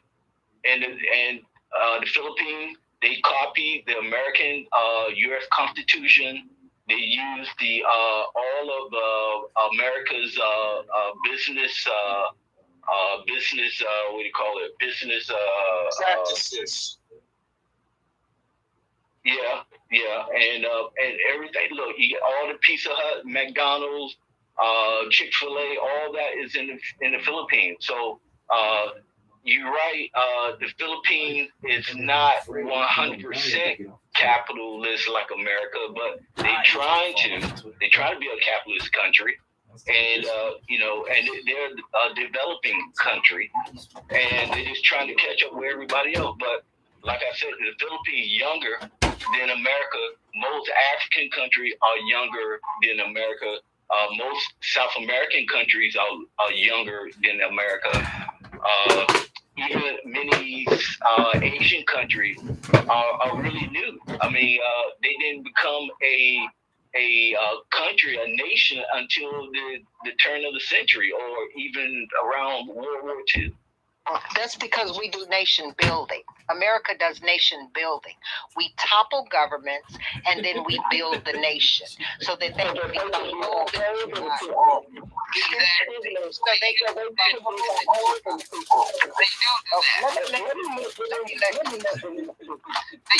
that. Exactly what she said is what they do. To the point that now you can go to most of these Asian countries that we're speaking of, and it's not necessarily because people are getting this twisted. Yes, there's racism in every part of this world, but mostly it's not the kind of racism that people think that it is. We are exactly what no taxation said, to the point that when I went to Japan, because I lived in Japan for 6 months, I went to Hong Kong and all other good places before the Navy started showing their behinds, and we couldn't go there. And that includes the Philippines. For a very, very long time, we could not go to the Navy. Not all the rest of the branches, but the Navy couldn't go to the Philippines because of the dastardly things that we did there. Point being is this: we are exactly what she said. We are to the point that when we go to these Asian countries, it is not necessarily that they don't like black people. They don't like Americans because of what she just said. She right. Queen, I gotta push back on you on that. They have blackface. They've been doing blackface for thousands of years, and they have it on TV programs. I've dealt with these individuals, so I have to push back on that. When I lived in Germany, let me just say this, Denise. When I lived in Germany, one of the complaints that the Germans had was at the American bases, and it was Army and Air Force bases where I was, that they were too close to the houses. Imagine having a military base next door to where you live. See, we don't do that in this country. The people that live around military bases are military people. They're not going to bring no base over here where I stay right now and build it and put weapons on it. They don't do that in this country. We do that in other countries because we are the war machine of the world. The other part about it is all the other schools in all the other countries, I don't care how far and wide you go, unless it's Haiti, is about the only one I know. They are taught to speak English. Why is that? Everybody has to learn English in school, and we don't have to learn any other language. Mexican. We are the beacon on the hill. That's what they say. Now, I'm not saying we are. Please understand, this is what learn Mexican America out there. is touted. Shit. This is what we tout to other countries. That's why people flock here. I remember when I lived in a couple more years. England. You're gonna be I assed out. was in London, and this guy, my guy, yes, it was a long time ago in the 80s. He believed that the streets in America were paved with gold. That's what kind of propaganda that they hear about us. Crazy. And I thought he was playing. And so I say, yeah, the streets are paved with gold. I say, periodically, if we don't have no money, what we do is go out there with a little hammer thing, and we go out there and get us a little piece of gold, and we turn it in and get some money. And my friend, who was a Londoner, black, she said, don't tell him that because he'll believe it. I said, girl, who believes that? She said, he does. Crazy. They actually believed that in the 80s. Wow. So the covers really just got snatched off about the atrocities in America and how America is treating other countries. And I believe that didn't happen until the mid-80s, late 90s. Crazy if they believe that dumbass shit. I mean, it is what it is. The propaganda machine in this country is unmatched. It's unmatched. Even the Russians speak English. Even the Iranians speak English. Chinese speak English. Komahadi, whatever that man, religious man's name over there, he speaks English, and he hates us. But they speak our language. How's that happening? Well, that's the only way they can survive in this world, because everything is written in English. All the software, all the computer languages, everything's written in English. And they're gonna keep it that way. America's gonna keep it that way as long as the biggest fight in America right now is not losing its standing in the dollar for the dollar. Because see, if that dollar ever goes anywhere, and I say dollar not as a $1 bill, but our money, if it ever loses its standing, it's going to be a problem in this country for us everyday folks. It's a problem right now, and I can tell you that. It's a problem. It was a problem back when I was in Italy in the 1990s, when I went and bought a coat in a shop in Italy. I pulled out my American dollars, and you know what that man told me? Yeah, no, thank you. Okay, can you give me my whatever currency that it is in Italy? Okay, we've been losing our dollar hold for a very, very long time. Okay, and to the gentleman who was saying he wanted to push back about the racism in the Asian countries, I'm not saying that this isn't true, okay? But I have found that in those Asian countries, a lot of it had to do with me being American, because they didn't only not like me being there, they didn't like the white folks and nobody else, including other Asians, if they were American. Okay, if you could say that, I look at Chancellor Williams when he talks about there's a historical practice when it comes to the Asian community, when it comes to just anybody with melanated skin. And that was the point that I was getting at. And to make light of that racism, I think that we'll do ourselves a disservice, especially since how they treat our women when they go to these nail salons and such. But who am I to point out the racism of the Chinese community or the Asian community in general, and how they treat our people from past historical practices, even down to the BC era. So yeah, they have an issue with our community, if we like it or not, if we choose not to acknowledge it or not. And that was the point that I was getting at. The other point that I wanted to... I get it. I just wanted to say what I was saying about in terms of what we were discussing first about America being a war machine, and how us being like what No Taxation said is it's become such a problem that in the Asian countries and in other countries they starting to not like us based on the fact that we're Americans. No, they already didn't like us because we were black. Then on top of this, they don't like us because of our status. It's a twofold. That's where I'm getting. I just you guys aren't saying anything different. You guys are saying this. You're not saying anything different. You're just saying it in different words. Can I make a quick point? I just want to say, Black American Homeland, and Denise. Both y'all got some janky ass mics. So when somebody is talking, if y'all can mute your mic, baby, because as soon as y'all open up y'all mic, Cuddy, it'll be like bloop, bloop, bloop, bloop, bloop, bloop. Where the hell is DJ? I'm sorry. Normally you hear DJ talk about something. Mute your mic, girl. Go, mute your mic. Mute your mic. Nah, don't I ain't telling none of y'all women to mute a space in the Celebrate Black Woman space. Yeah, that's right. That's right. They don't want to mute them mics tonight. Are you trying to get me beat up? And also, I wanted to bring up the point that the fact that there's what they call consulates or whatever, where you can report throughout the UN. I forgot the correct term. But there are places where United States citizens, when they're going to other nations, that they can go to seek asylum or seek refuge or report certain things. That shows that they're in compliance with some aspect of American laws and such. It's on an international level. So that was the point of where I was trying to highlight that they are trying to replicate certain aspects of American policies in those nations. So signing an NDA, I think that could hold up. But I'm not a lawyer, though. But I think it would hold up, though. Well, I'll tell you something. You start paying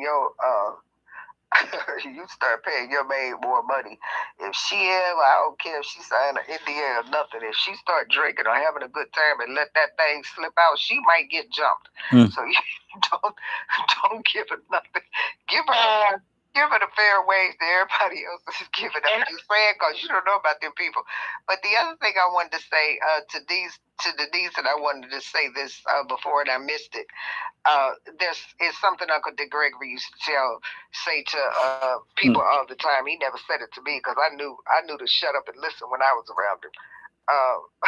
So I didn't have no questions. I just listened. The evil of the evil is still the evil. So there's no such thing as the lesser of two evils. The evil of the evil is still the evil. And so remember that when you, not Denise, but for everybody else who's doing party politics, just keep that in mind. Yeah, both of them is evil. So if you think it's less evil, it's still evil. So what's the difference? And I'm going to leave it there. Evil is evil. And then I just wanted to evil is evil. shout out second pieces. If you have any questions, I had walked away and I heard the response, and so just let us know. I know it's been a lot on no taxation, so I appreciate your question. And I came over here to get my flowers. I never did get them. I don't know where the flowers, Professor and Black and DJ, and I'm over here with baby sister now. Where the flowers at? Y'all love you. I love you. You deserve all those flowers. You deserve all those flowers. Yes, you do. Hello. You got it. Second piece. Thank you. Thanks so much, Rella. I really, really appreciate that. I just wanted to answer the gentleman's question about where the name of the program that U.S. citizens that live overseas go. It's American Citizen Services at any consulate or embassy. But I also wanted to follow up and ask a Black American homeland. In the Philippines, I wanted to ask, how was the reception of then Ambassador Harry Thomas when he served as ambassador to the Philippines, I think beginning in 2010? What was the reception he got from Filipinos? Oh, they loved the guy. I mean, look, they think he was great. Look, the fact that he represents America, he's a powerful man. I remember when what's his name? What's the fighter? Pacquiao. Oh what's the guy that fought Pacquiao. Yeah, when Floyd Mayweather came to the Philippines, right? I mean, there were hundreds of thousands of people. They just wanted to see Floyd Mayweather. Floyd Mayweather went to different parts of the Philippines. Everywhere he went, people loved him. Man, the Filipinos are not racist people. They're not racist.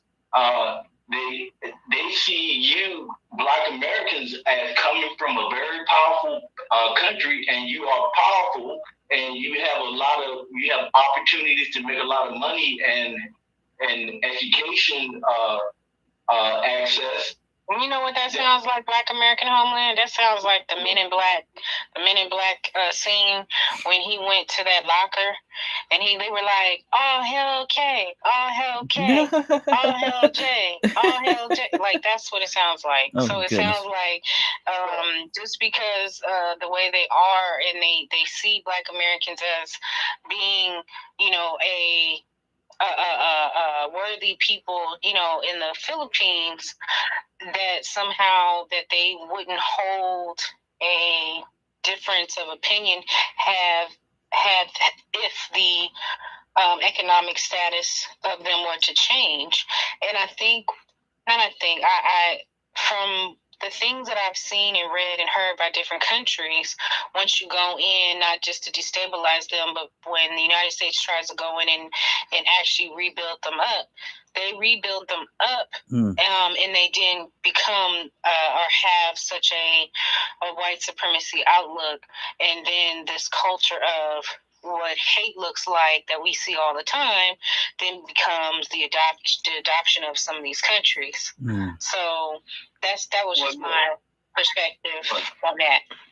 Well, look, if we have a supermajority Black state, right, the supermajority Black state will be welcome to any country. If we want to do business with that country, they will say, "Oh, yeah, we love for you guys to come to our country. Yeah, right. We will do business. We will exchange, students, cultural events. They want to work with us, man." Yeah, there's nothing wrong with having exchange programs and trading. I'm just pointing out a particular area of concern, if you will, if that makes sense. You can't be so, oh, they love us, because I live here, right? That you miss the point of Look, no, I don't think like that. What I think is no. I know you don't. I know you. Wait, guys. I think I can help you out.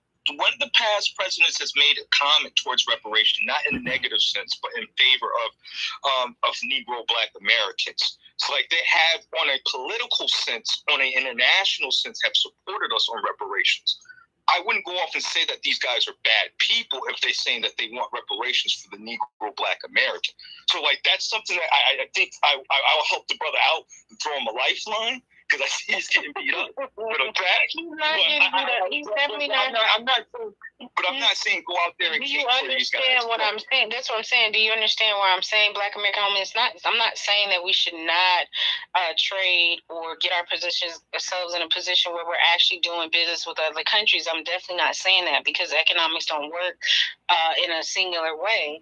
I'm saying that I'm just not willing to ignore a particular country's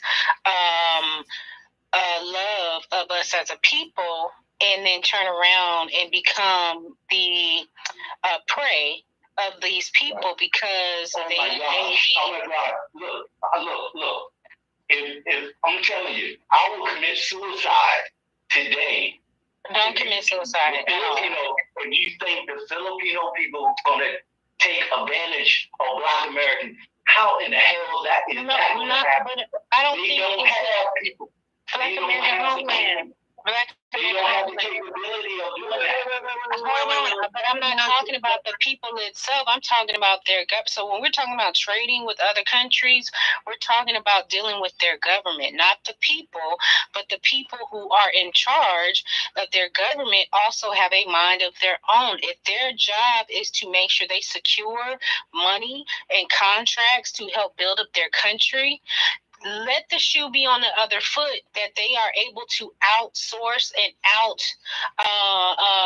produce us. If we are not prepared in trading, we are in trouble. I'm just not in the business of thinking that because someone has a love for us, that they also wouldn't do us harm. That's just all I'm saying. Well, look. Every country will look out for their own interests, right? The Filipino, their advantage is low labor cost. That's the only thing they have, right? So if they can win a company like Texas Instruments has a huge manufacturing plant in the Philippines, right? And that in Texas Instruments, they decided to outsource to the Philippines because of low labor costs. I mean, that's all they have to. That's all they have to offer. But the thing is, once the Filipinos, if they decide to, you know what, we're going to raise, the cost of labor in our country, Texas Instrument and all the other American companies, they're going to leave. So, everybody's about their own interest, and I'm about my own interest, right? I don't care about, only thing I care about is respect. I don't care about people loving me or hating me. It doesn't matter, as long as they respect me, and I'm just here to do business. That's all I care about. I don't care about all the other stuff. Because I've been to China, and you do business with China, they respect you. But if you go to China and say, I don't know what you're looking for, but if you just go in there to do business, they respect you. But if you go into China and asking for whatever, why should they respect you when they say, like, why is this person coming from a rich country asking me for stuff? Well, because our country sent the industrial system and gave it over to China.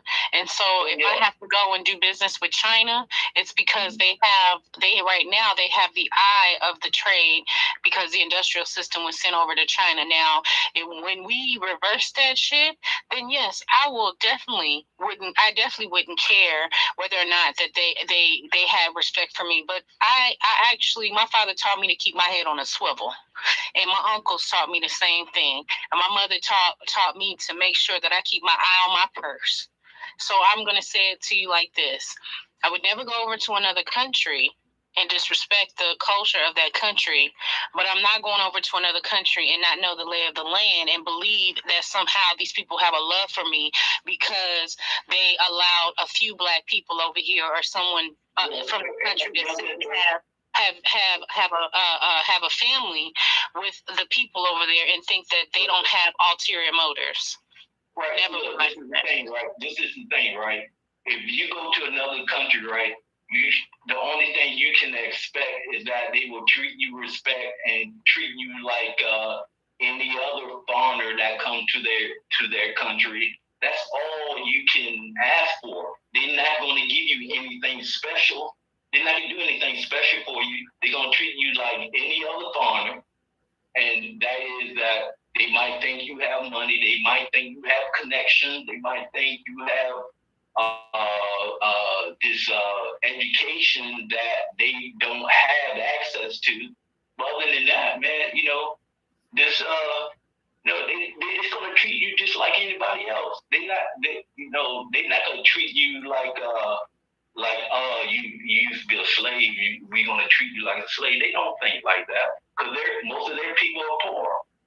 The fact that you can actually go to their country and visit their country, that gives you respect right there because, wow, this person could actually come to my country and visit my country. I give them respect for that.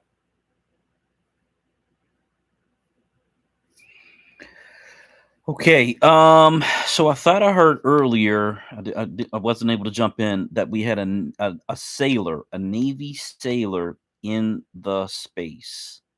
So I want to salute the Navy sailor, the CB. I tried to apply for the Naval Reserves, didn't get in because of the tattoos. Say that again. Are you speaking to me? Because I am the Navy sailor. 12 years. Shout out to the CBs. Shout out to the CBs. Yes, I'm speaking to you then. Thank you so much for your service. Salute. Thank you for your service. Oh, you are welcome. I'm still doing my service. Anybody that need any VA help, come and see me. There you go. Amen. Well, we are a Navy family over here, just to let you know.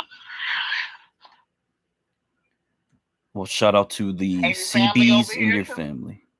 Oh man, the Navy's in the building. Yes. Shout out. Navy and Marines.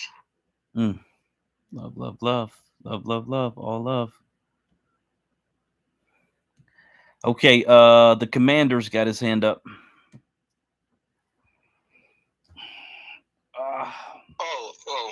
My bad. I think we already kind of hashed out what we were talking about. My bad. That's cool. No problem. All good, man. I was so looking forward to getting on that boat. Damn, and it just sucked. It was. I'll be honest. So I'm gonna tell y'all something. I cried over that. Oh, I cried over that. They were offering, I want to say it was 20,000. It could have been as high as 40,000. This so-called sign-on bonus or whatever it is, and as a reservist, you do a couple weekends, or 1 week in a month or something like that. Yada yada yada. But at any rate, they took pictures of my tattoos, which they weren't bad, but I do have a cross and a star, so it kind of has this religious connotation. And this was when they were still over in Afghanistan, I believe, because it's about a decade ago. And so I think it was more based on the religious situation. So they they took the pictures to try to get waivers. I didn't really push the issue. But it was like a lot of stuff was happening at the same time. I was trying to get a business up and running. I'm working the same way, same shit that I got going on right now, to be honest. And I had my whole tax return snatched. It was like the final arrears of child support. And that was like the thing about child support, man, let me go into this topic. The thing about child support that is so damaging to men, especially, and every state is different, but in this state they had a system to where they gave me a paper that my son's mother was supposed to fill out every time I gave her cash. So I would give her cash, we would write down the amount, she would sign it. I had months worth of these cash receipts of me giving her cash directly. Long story short, couple years go by, blah blah blah. We end up back in family court, and it's just a hearing. And she basically says that I wasn't giving her anything, but I had the paper receipts. So I got all the paper receipts. And because the way the family court system is set up, it's so anti-male. It's just completely anti-male. You have no chance. If you hire an attorney, they're going to intentionally make it harder on you as a male. So I don't care what nobody tells you. Unless the attorney is like a relative of whoever's at the hearing, do not go in there with an attorney. You're just gonna piss them off. But at any rate, the lady, they end up telling me that because it wasn't coming directly out of my paycheck through the system, that I have no credit for all of that money, all of that cash that I was given directly, even though she signed and dated every single one of those pieces of paper. And this was like, and this was like years later, even after that, where they just snatched it. And like I said, I was putting this bar together, so I really needed, it was like $5,000 or something. It was going to basically help me finish it. And I was like, man, but at the end of the day, what you realize is sometimes the answer is no. Sometimes you you want to do something in the universe, and you're talking to God, and you're having these conversations, and quite literally, sometimes the answer is just no, and you just got to accept that, and then you got to regroup and rebuild and move on. And that's what I did. So it's one of those things. So I do have a very soft, warm place in my heart for the Navy, because that was the one that I picked. I wouldn't have went into any other branch of the service, and I was really, really, really excited about it. But it just didn't happen. So yeah. No Navy. So like you're saying, because you didn't pay directly through the state, but you paid directly to your wife, it wasn't accredited, or yes, exactly, 1000%. Okay. Yes. So what you're saying is that when you pay child support to the state, that means the state is getting their percentage Oh, absolutely. of your of what you pay to your wife. They have to make money on it. Yeah. Now, so that is an interesting thing. I believe she received 100% of what I paid. I don't have any recollection that she got a percentage of it. It just was just a thing. Like I said, I think it's more or less that they try to punish men in that situation. And I think the I don't know if it's a judge or whatever they are, but I think she just saw it as an opportunity to punish a male, to be quite honest. The state does actually, if you're paying it through the system, the state does actually get a percentage of it. You get the majority of it, Okay. but they do take a small percentage out of it, so they don't send you the totality of it. Okay. So it all depends on the amount in which you're sending, and at the same time, what they've been doing lately is making it a little bit more difficult by saying, well, if you pay it by credit card, you now have to basically pay me in order to pay me. So now you have to pay an additional $10 just to use your credit card to make your child support payment at all. I got a question. Sheesh. Because we know the child support system is effed up. What other system would we have if we had a black majority state? Oh man. Well, I would not have a different system. It just would be fairer, and it wouldn't be punitive. So like when they want to incarcerate people, put warrants out for people's arrest. Yeah, I don't agree with that. Things of that nature. That shit is crazy, because I'm like, how are they supposed to pay child support if they arrested and in jail? Yeah, exactly. That's the whole point. They don't want you paying child support or taking care of your seed. They want you in jail. Why you think they're building prisons on top of prisons on top of prisons? No, I get that. So that's why I'm asking. So what kind of system would we look at to try to develop, even in legislation? Like what things would men want to see who do take care of their children, and they would be interested in not necessarily maybe being a part of the system, but developing even even if it's up to the families to create some sort of like a mandated something where you have to work with the ex to set up something to make sure the kids are taken care of, versus it being a system where you have to pay through the state. I have an idea. You might want to put it in the form of a tax credit or something of that sort. If the individual is taking care of their child, they should be rewarded.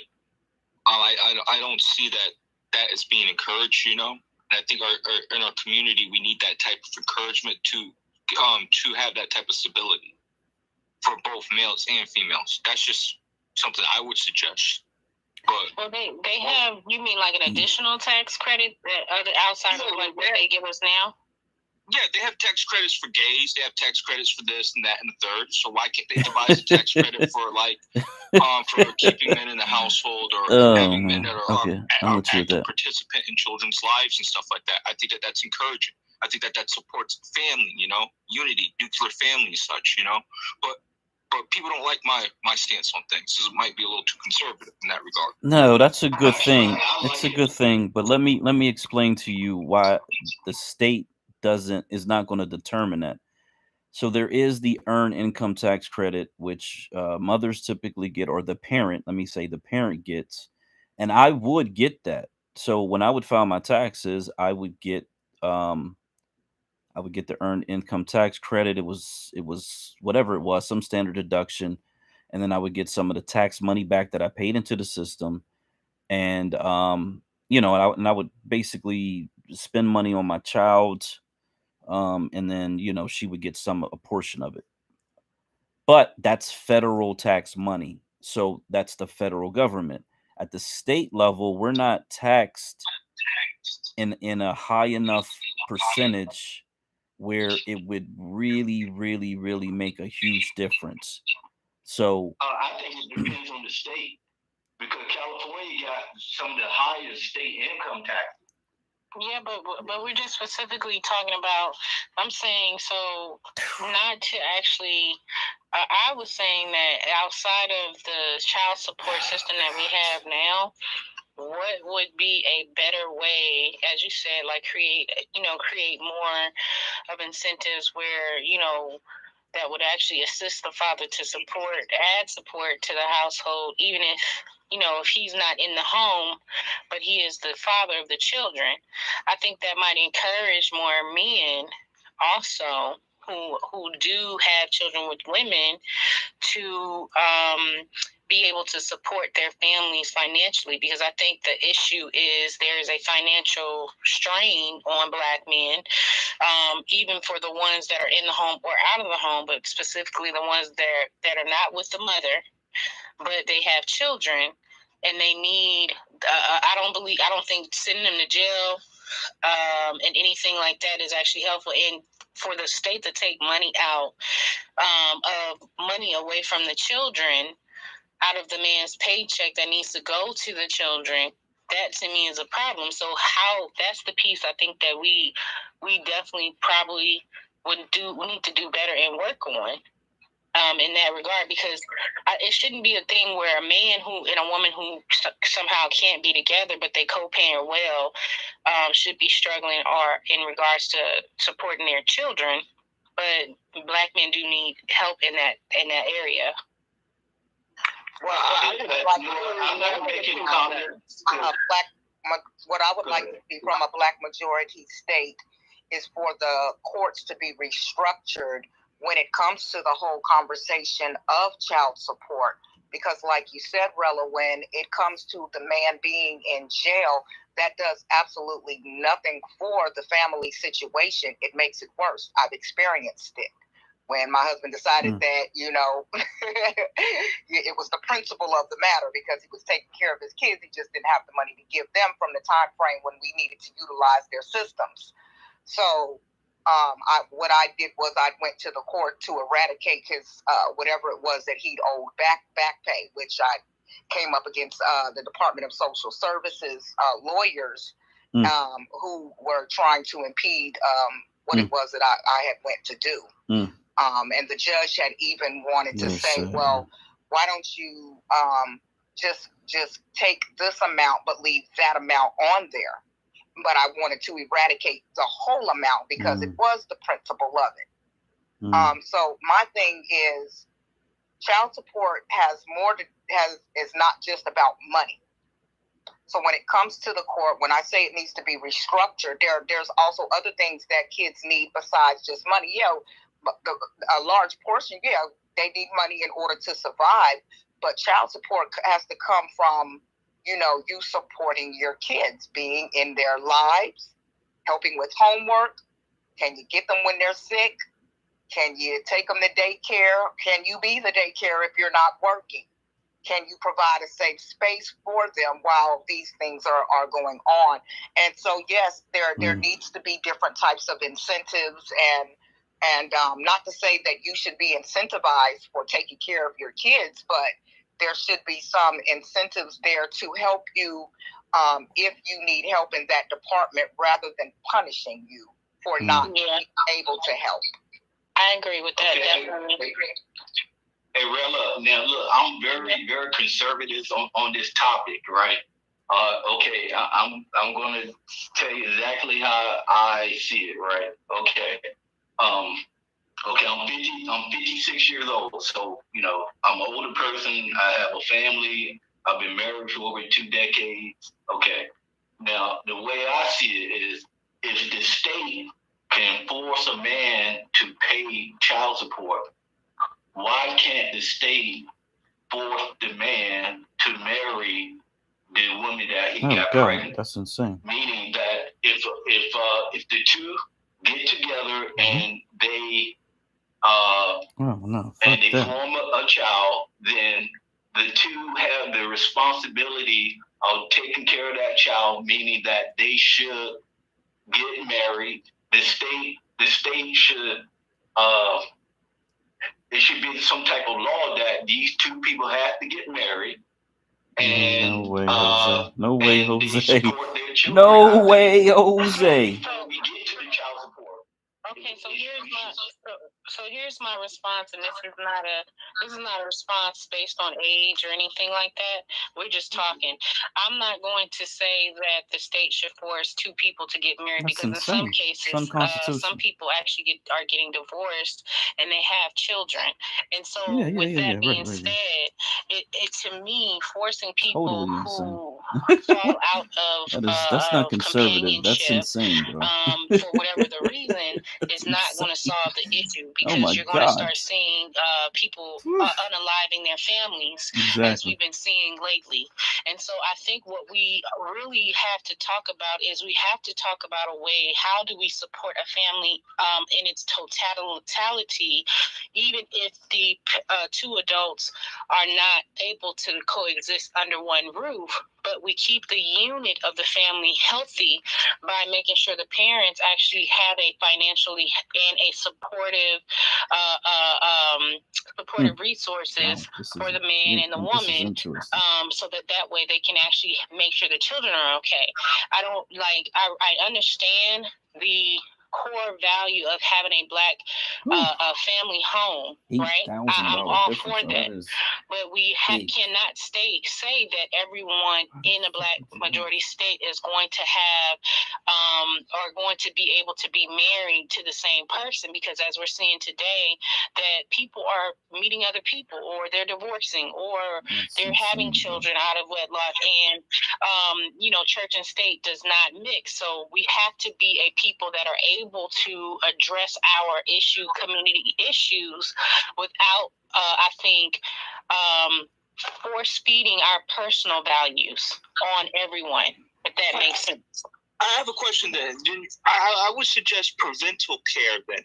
That means there should be a certain type of method to prevent certain type of behaviors, or to monitor in the guise of to create meaningful relationships and to build successful relationships. It's very vital to build a community. I don't think it's in our best interest per se to have the guy over here. Oh, motherfucker, nothing's even happening in here. Not talking about shit, you asshole. Damn it. Stop fucking kicking me out the space. Dickheads. Men and women were together. That means at the peak. Okay. Wait, hear me out. During before certain eras, there was not domestic violence on that level. You had propaganda like of the color purple and all that crap that painted Black men in a negative light, but that's normally white men that's unaliving their children and their family. And I live next to white men who have done that. So I find it disingenuous. Hold on. Okay, so hold on. So there's a channel. Yeah, I see what you're coming. I hear where you're coming from. But so I'm gonna live in today, and I'm gonna say this. There's a channel that I'm gonna send you, Mr. Engagement. And there's a woman that actually tracks this information. And she also, and actually there's a guy too that has a channel, but they track actually things that do happen in our community. And again, because you believe that there wasn't any domestic violence or any other, families that were being created in a family structure of whatever was happening into people's lives, doesn't mean that it didn't happen. And all I'm saying to you is that I don't agree with forcing people to be under one roof if they are not able to coexist under one roof. Should we have counselors and people in the community in the Black majority state that do practice and making sure that we're developing new cultural behaviors between the man and the woman to actually create beautiful households and a village mentality? Sure. But we also two things can exist at the same time. You cannot just say that you want that and then you don't want to make provisions to help protect men. There should be preventive care in the guise of that that why are these individuals having children then? Why they're not doing protection and stuff of that nature? And then other people will say my right, my choice, and all this other propaganda, which dilutes the fact of that there's not a personal responsibility between the male and the female when they're interacting. I don't know what they're talking these about. What are they even talking? What are these fucking people talking about? Come on, bro. And we see that our What are we households talking are about suffering now? from a lack of masculinity. So I don't think it's in our best interest to promote any aspect of removing the man from the home. And especially since there's been historical practice of doing so. And the main thing is we need to see Oh my God, problem forced solving to in be the married? household. Oh my God, that's Unity and how totally problem insane. solving works. Totally And insane. so we can address those things in an equitable manner. When we don't do that, I Totally feel like we do ourselves a disservice. But who am I? I'm just an idiot though. I'm just an idiot. No, we're just talking. And at the end of the day, I'm not disagreeing with what they're saying, but I cannot live in just I live in a one size fits all type situation, because that's not going to be a reality that where we bring about solutions, because you're going to find people that don't live like that in reality, because it's happening right now. We're saying to people who are having issues, where we're seeing people being unalived, families being taken, the stress of financial woes on Black men, and the stress of single mothers, the stress of single fathers. There's a whole conversation. We can go down the gamut. And at the end of the day, the problem still exists, that we need to create systems of our own that do not throw Black men in jail under the jail, right? If they are willing and they are taking care of their children, we can have that conversation and it can coexist without the influence of Black men going to run off and leave their families. But for the ones who do take care of their families, who do need the support, we can have that conversation, and it's okay. With respect, to keep it true to the situation, Black men statistically don't really run off in large numbers, and we do marry our women. So like when people throw that kind of trope out, it comes across disingenuous in the conversation when it's a very everything can be disingenuous, Mr. Engagement. It just, I don't understand you. Every time we have these conversations, it's disingenuous. Everything is disingenuous. The Navy woman was disingenuous when she was talking about the stuff overseas. Everything can't be a disingenuous talking point because you deem it so. We can have difference of opinions, and they can exist, and we can address them. Wouldn't you agree to that? The difference of opinion is just that you think that the household can still operate meaningful without the man in the household. Can we jump off on that? Wait, ma'am. I heard you out completely, and then you asked me a question. That wasn't me. That wasn't me. Hey, just real quick. We ain't got no mic slots open, so if somebody want to drop down real quick to let somebody else up. So if somebody ain't speaking right now and you're doing something, drop down yourself and let somebody else come up, and you could come back up later on. Go ahead. Can you bring up Muffet? Hold on. Can you bring Muffet up? Okay, thank you. All right. I didn't do that. Okay, look, all right. America and certain Western European countries, Canada and Australia, and maybe some few other countries, there's only about 15 countries in this world that has some type of divorce laws, right? Most African country, Middle Eastern country, Southeast Asian countries, India, let's talk about these other fucking countries. We're living in America under the fucking U.S. Constitution. What the fuck does this have to do with anything? Or alimony. A lot of these countries don't even have none of that stuff, right? So there's a culture, right, that is instilled in them at a very young age. Is that okay? You're gonna find a girl that you love, and that's you want to cultural. That's fine, but you're not gonna force that by law. Right? And that's insane. Totally you're insane. You're going to be married to that young lady for the rest of your life because there's no divorce, right? So I think if that is part of our culture, then I don't think you will have people sleeping around and,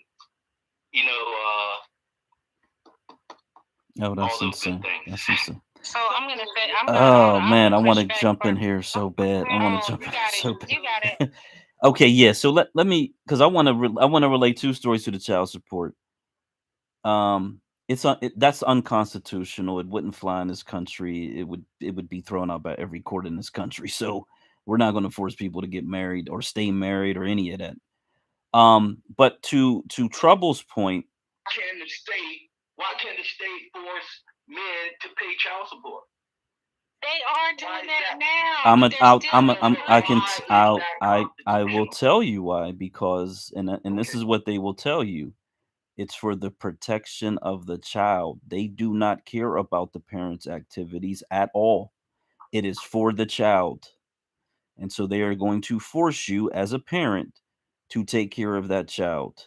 And here's the truth about child. Here is the truth. Here's the truth. How come they can't force you to be in a household? Here is the truth about. Build up a meaningful relationship so that they can be in a household together. Yeah, I'm going to explain to you what child support actually is. I'm going to explain to you what child support actually is. You go in there, they have a booklet, and it's a standard booklet based on the amount of income you make. And they give the woman credit for half of what the child is supposed to get based on the total income of both parents. So if the mother has zero income and you're making 100,000 a year, doesn't matter. If she's making 50 and you're making 50, it's still 100,000. They're going to give her credit for half of the number that they have for the child based on that income, and you're going to pay the other half. At least that's how it works in my state. Now here's a tragic story. There was a guy, a black guy I was working with. He was older than me. He was working 14 to 16-hour days, 5-6 days a week, which I do anyway. But this was hard truck driving, hard labor. He was sleeping in his car. He had, I want to say, 5 kids that he was paying child support for, and they were taking the lion's share of his paycheck. There were days where he didn't have enough money to eat. And this went on for years, quite literally for years. That is punitive. That is damaging. That does not uplift the family at all. It certainly doesn't uplift him as a human being. It's inhumane. So to Trouble's point, and I think Ms. Rella was kind of touching on a different system. Well, you still are going to have court systems in a black state of America. So you're still going to operate within the court system, but you can adjust it. You can make it fair. You can make it so that it's not punitive. And you also can make it so that a mother who has her best interest at heart, has the interests of her children at heart, and oh, by the way, still cares about the person that she procreated with, she can say, well, you know what? In all fairness, as Miss Trouble did, I don't need what the state regulation says I should get. Shouldn't be a hard process.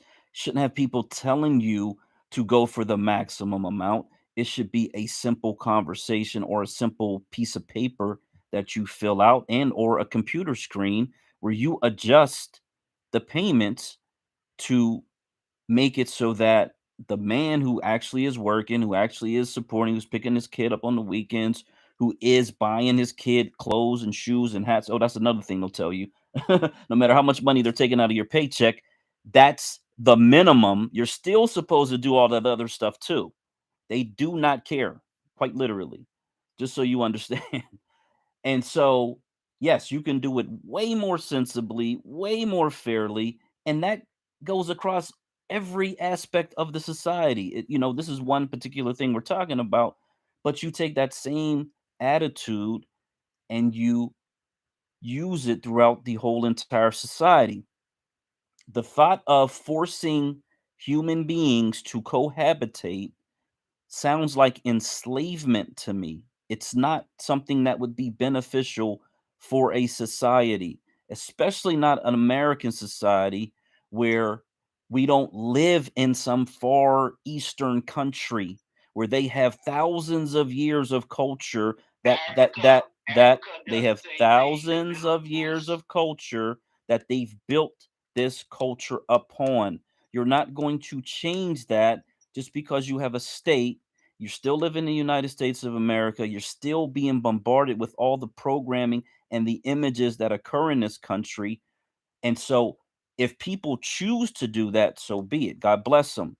And if you can help support that through education and other things of that nature, okay, so be it. However, you're not going to be able to force people to cohabitate. That's just not ever going to be possible in this country. It's just not. Goodness fucking gracious. Can I jump in? I have a question. Shouldn't be that hard. Well, wait, hold on. Let me jump in real quick. So, the suggestions of if you mandatory marriage and mandatory move-in. First of all, we cannot regulate human nature. Amen so to can that, we bro. start there when we start thinking of solutions? And second of all, how are you going? What if one of the parties is already married? So let's not play like that's not part of an equation on multiple occasions. What if the woman doesn't want the man at all? What if she doesn't want him there? Holy shit. What the fuck is going on? Because that's what we're talking about. Hold on. But this is what we're talking about, human nature. Now, if anybody in this room can say, "Oh my, I've got everything under control, never done anything wrong, never." Sound like a lack of self-control. Listen. Call it whatever you want. It's still human nature. And when we get in here and start trying to regulate how someone should feel, and if they get horny, then they ought to go to the doctor and get shock system and all this. Come on, y'all. This sounds like GOP type stuff. It's insane. It's insane. They regulate people's feelings all the time. You can't do drugs anytime. Wait a minute, y'all.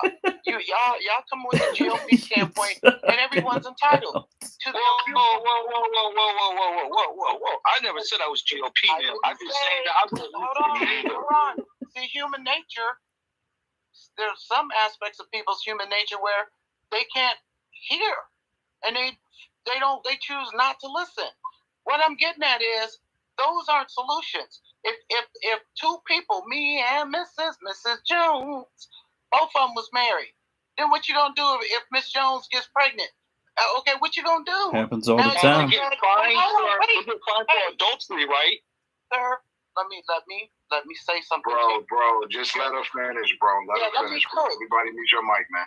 Let me cook real quick, because the continuous interruption makes it sound like, oh shit, you don't have an answer, and you don't have to have an answer. I'm just saying and putting it on the table. People don't live their life in black and white.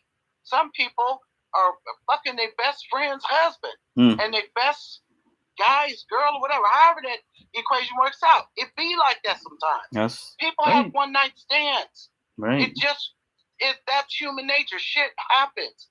And if they happen to be married, then your proposal is going to be moot. Why? Because now you're going to have to disrupt one marriage in order to make your idea go into effect. Crazy.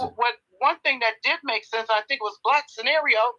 They could adjust and modify the laws that instead of it being where it has to run through the state and they getting some off the top, if the parties agree to receive it from one another and you keep a written record of it, why not do it? That's the simplest form.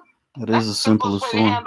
Yeah, keep the fucking people out of it, bro. There's no openness and they're not viewing it from a position of, okay, let's deal with human nature.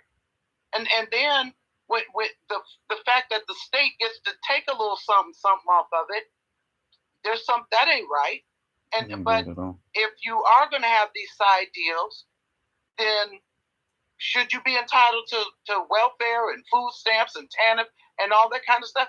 There's other ways to manage that without browbeating the man And without the woman using child support, or let me say it this way, without the woman weaponizing child support, and there are some men who have some, custody of their children, and they weaponize child support against the mother. So and oftentimes it is the man, but not always. So if we approach this thing from how can it be fair, no matter whether it's the woman or the man, it's fair. I'm gonna land my plane right there. Mm-hmm. Can I go? Fairness. Let's put some fairness into the system, man. Okay, so we need to stop romanticizing the past. Number one, we need to stop pretending like there was no such thing as spousal abuse back in the days, just because we would like to pretend that the black family was just so strong back in the days that there was no spousal abuse. We didn't have the internet. We didn't have all of these different things going on, and in a lot of cases, in certain time in history, it was okay for a man to beat the shit out of his woman. It was okay. And she was expected to stay. The church has played a large role in a lot of these people deciding not to get divorced from each other because it goes against the church's laws and rules. So let's stop romanticizing like grandmama wasn't getting her ass kicked back in the days, while granddaddy had a whole ass family across town. They wasn't making songs like "Who's Making Love to Your Old Lady While You Were Out Making Love." They wasn't making songs like that for the hell of making songs. Mm. Mute your mic, brother. Mute your mic. Some of y'all brothers gotta stop. My bad. I was saying I was trying to. She said mute. You muted. You muted someone. Y'all gotta stop acting as if it's the woman. It's only the woman who's out here laying up and coming up with a baby. She's the only one that could get pregnant. But again, are we not human? Do we all not want to get our little freaking sneaky on sometime? Do we all not get an itch that need to be rubbed sometime? Stop acting like we're not human and we don't want to fuck just because it's Thursday and it fucking feels good tonight and that's what I want to goddamn do. But it's not human nature. It's a lack of value, sis. It's a lack of value. Nobody talking to you right now. I'm just saying. Nobody talking to you right now, and that's why me and you. My bad. Because you always got something to damn say. I'm not talking. My bad. And I don't want to talk to you right now. So mute your mic. Yes, ma'am. You gotta stop acting as if it's not a two-way street. Stop making it seem like it's one gender that's going out here doing stuff and the other gender is not doing it, and stop romanticizing the goddamn past. Some of you men, not all, but there's a couple of y'all in here who seem like y'all think, for some reason, y'all think having a black state majority means that it's going to be a black male dictatorship. And I don't know where you got that thought from, because that was never what it was supposed to be about. Black love and black unity is one thing, but the dictatorship is a whole other goddamn thing. And you ain't getting ready to regulate my pussy because that's what you feel like as a man you should have to do. Trouble. Okay, this is Black American Homeland, right? Okay, congratulations. So she was. Ho.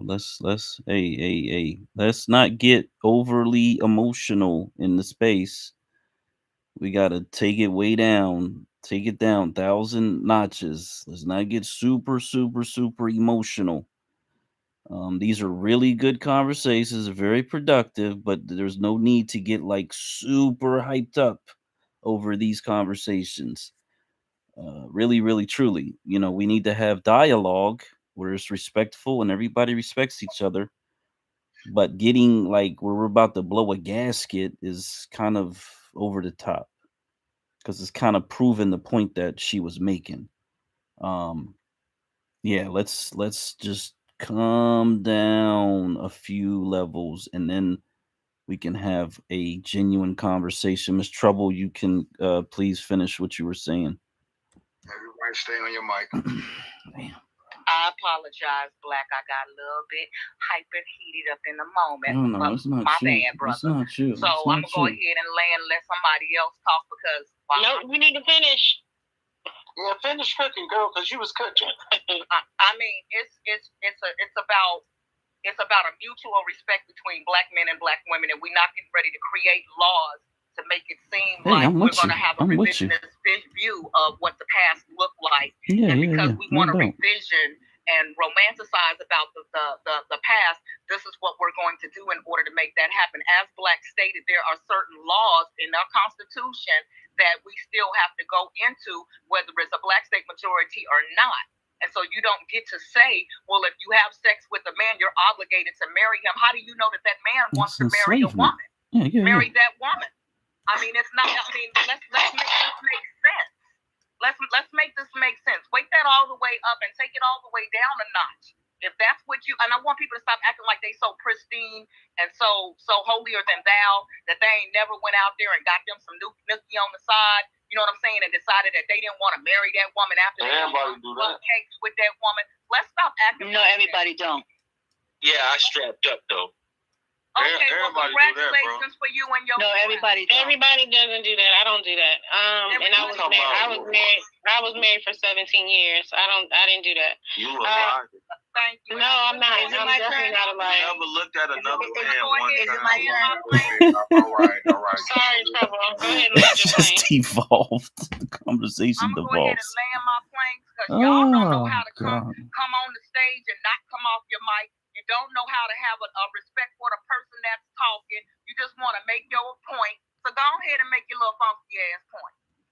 Hey, let me say this. Let me say this. I am putting Miss Trouble up for governor of the Black majority state. I swear to goodness, man, because here's the thing. You gotta just have basic common sense. You could be super intelligent about a lot of things. But you gotta have basic common sense. You're thinking sometimes. You think just like the women sometimes, man. Look, I'm not for that, man. But you also live in another country, Black American homeland, and you're married to another type of woman. Black women don't act like the women in that country. And Black men certainly don't act like the men in the country you live in. So it's unfair and it's uncivilized in America to force that type of country culture on Black people when we don't act like that, and then to shame our culture as if somehow there's something wrong with our culture. That's how I take it. Africa has the same law. They don't have. We're not in Africa. We're not in Africa. Hold the hell up. We are not in Africa. We're in the United States. Nah, don't do that. Don't be Black American like that. Hold on. Let me say something real quick. Nigga, you live in Africa. Come on, man. Y'all is tripping. Y'all are tripping. I mean, this shit is fucking insane, bro. Like, what are y'all talking about? 100% Black American homeland, because I got a lot of Filipino friends. You feel what I'm saying? Straight up. And they really are good people. And they treat me with respect. You feel what I'm saying? I don't know any other Asian community too much that has the same, I'll say, empathetic heart. Because, you know, I think the Asians call them the niggas of the AAPI community. But I could be wrong. You know what I'm saying? Okay. But with that being said, hold on a minute. See? So, don't say see, because I was talking and you cut me off, DJ. So don't do that. I'm trying to explain something. That's why. If we want the context of what we're talking about, got to be explained. That's the problem. We don't want to sit here and hear the scientific of the shit. That's the problem. Yeah. So with that being said, and I'll get off the mic. You know what I'm saying? Yeah, but I was only giving suggestions. Y'all took it out of the context. I'd like to go. Y'all took it out of the context. Wow. The person that needs to go next is Muffet. Muffet is next. Okay. After Black the host. Let me just say this. Let me say this. Just let me land real quick, yo. Yeah, you got it. Go ahead, land. Fred was actually next. At the end of the day. Oh shit, Fred. Sorry. At the end of the day, all Black American is giving us actual suggestive information that how we should carry into our Black state. Not saying that we gonna rule over the women and all this other stuff. He talking about forcing people to stay married, bro. Come on, bro. Come on, bro. That's not. No. Yeah, I understand that too. So that's he talking about forcing people to be married. I would just, Black, you want to go before Fred? Yeah. So the conversation about forcing people to be married. That's an issue. Am I? Oh no. Yeah, we don't even want to argue. As women, we don't even want to be presented with this. What we got to actually explain to y'all that you can't make us marry somebody. You can't tell us when to have sex, when not to have sex, when to have sex real good, and when to just do it out of obligation. Y'all can't take that. So don't even lay those cards on the table where we have to explain to you why it's unrealistic. And I got to shout out Trouble because you're absolutely right. Domestic violence back in the day was not being reported. Women was getting their ass kicked all over town. Okay? And if y'all you don't have no evidence of that. No evidence. Yeah, she just said we don't have no. She just said we don't have no evidence of that because she said it wasn't heavily reported. But you know it was happening because the families knew. The families knew. Yeah, I got evidence. I got evidence. I have the opposing view, so I can't speak. I got evidence. Okay, can you guys hear me now? Am I here now? No, it's Fred. Hold up. Can you guys hear me now? Yeah. Can you hear me now? Okay. Can you guys hear me now? Fred was here. Oh, Fred and Muffet. Okay. Can you guys hear me now? Yes, we can hear you now. Okay. So I'm gonna give you some evidence. My stepfather, who fought in the Korean War, he used to say this almost every single day because I grew up in a very abusive home. Okay, this is my evidence. Him and my Hey, I don't want to hear that, man. I him don't want to hear that. him and my mother fought constantly. The police were at my house probably every week, quite literally. This was a time when they did not take the males to jail. They just made you leave the house and you could come back later, whatever. He used to say, he grew up on a farm. He used to say he smacked his ex-wife, who did pass away, so hard that she lost hearing in the left side. He said this so many times during my childhood, and it was like his prelude to, some physical violence that was going to occur. And I was a little ass kid, so I grew up with this. This is a reality. It happened, and nobody gave a damn.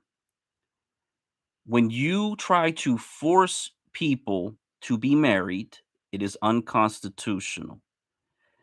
One of the reasons the federal government can come into a state is because you're doing unconstitutional activities, and they can come in with the military, they can come in with all of their alphabet organizations, and they can start indicting people and removing people.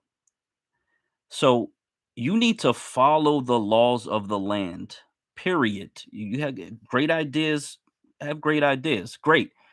Use the power of persuasion, religion, organization, whatever, programming in the media to possibly, facilitate those ideas and thoughts throughout the society. But do not create laws that are going to open up a Black majority state to federal intervention. That is dangerous.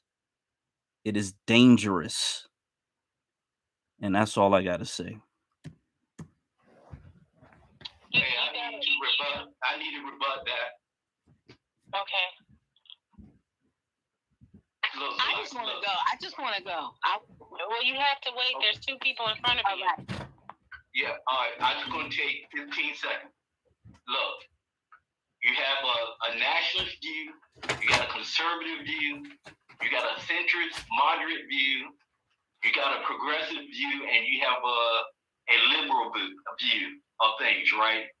And I'm a conservative, right? So that means that those 5 groups, they're going to come together and they're going to figure out what kind of laws they're going to pass.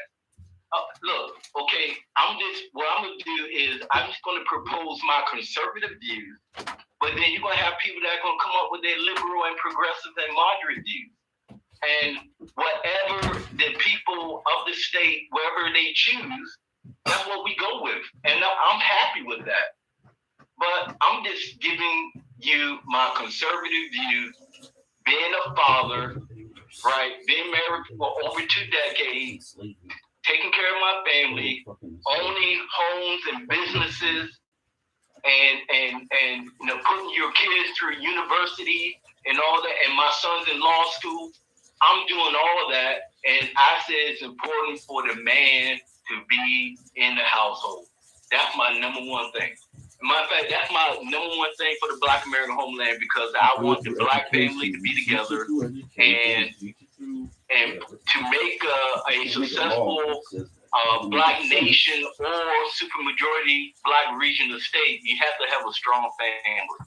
And that's all I have to say. Thank you, guys. Black American homeland. I understand your points, and I understand all the great things that you have done. But you have done those things as a way moving to a country that does not have a high economic threshold, and so the Black men that live in America also don't have that luxury. And then 2, you have to look at your lifestyle is totally different. Your children did not have to grow up like the Black American children here have to grow up with their parents who deal with the day-to-day mundane struggles of the financial woes and the systems that we live in. So what I'm saying to you, even though you're conservative and you have conservative views, is that your conservative view, and based on the fact that your wife is not a Black American, they can't compute here because you live a different lifestyle. She is not the same, and you're not really the same in the sense of having to deal with the elements that the Black men deal with here, outside of how you grew up. You have a now different view because you financially have the freedom to actually not have to deal with police brutality, deal with, worrying about your children, or deal with the Black American culture the way we do. And on top of that, I remember you saying that you give your wife an allowance. What Black woman is going to sit here and be like, yeah, give me an allowance, and I have so much to offer my family, and I'm going to sit and I'm wait for my husband to do all the work in this type of economy that leads. Hey, YouTubers, thank you so much for rocking with us. We are on Twitter. I'm keeping the room up on Twitter. Join us on social. I'm going to put that down in the chat real quick before I cut us out of here. He does not have to be run down in the street and bogged down. But I do have to get up for work in the morning. That is social. Join us on social. My at Greg King, Black State. To take care of the home. There's a guy, his name is Country Wayne. He has I think 5. This is my at on Twitter and or ex-wives or whatever. Baby mama. Yeah, he has all these baby mamas. Country I'm not Wayne. saying that that's a good thing for Country Wayne. You didn't ask me for my personal view. I'm being objective. So yeah, definitely join us on social, SOXCIAL.com, at Greg King Black State. There in the chat, and thank you so much for coming out. But again, I'm headed to sleep because I gotta get up for work in the morning, and then we will be back here every Saturday, 11 p.m. until roughly around this time. But definitely, if you can get on Twitter, the Twitter space is happy, hashtag BSOA. Happy, hashtag BSOA. Thank you so much. In legislation so that the Black man does not have to be demonized for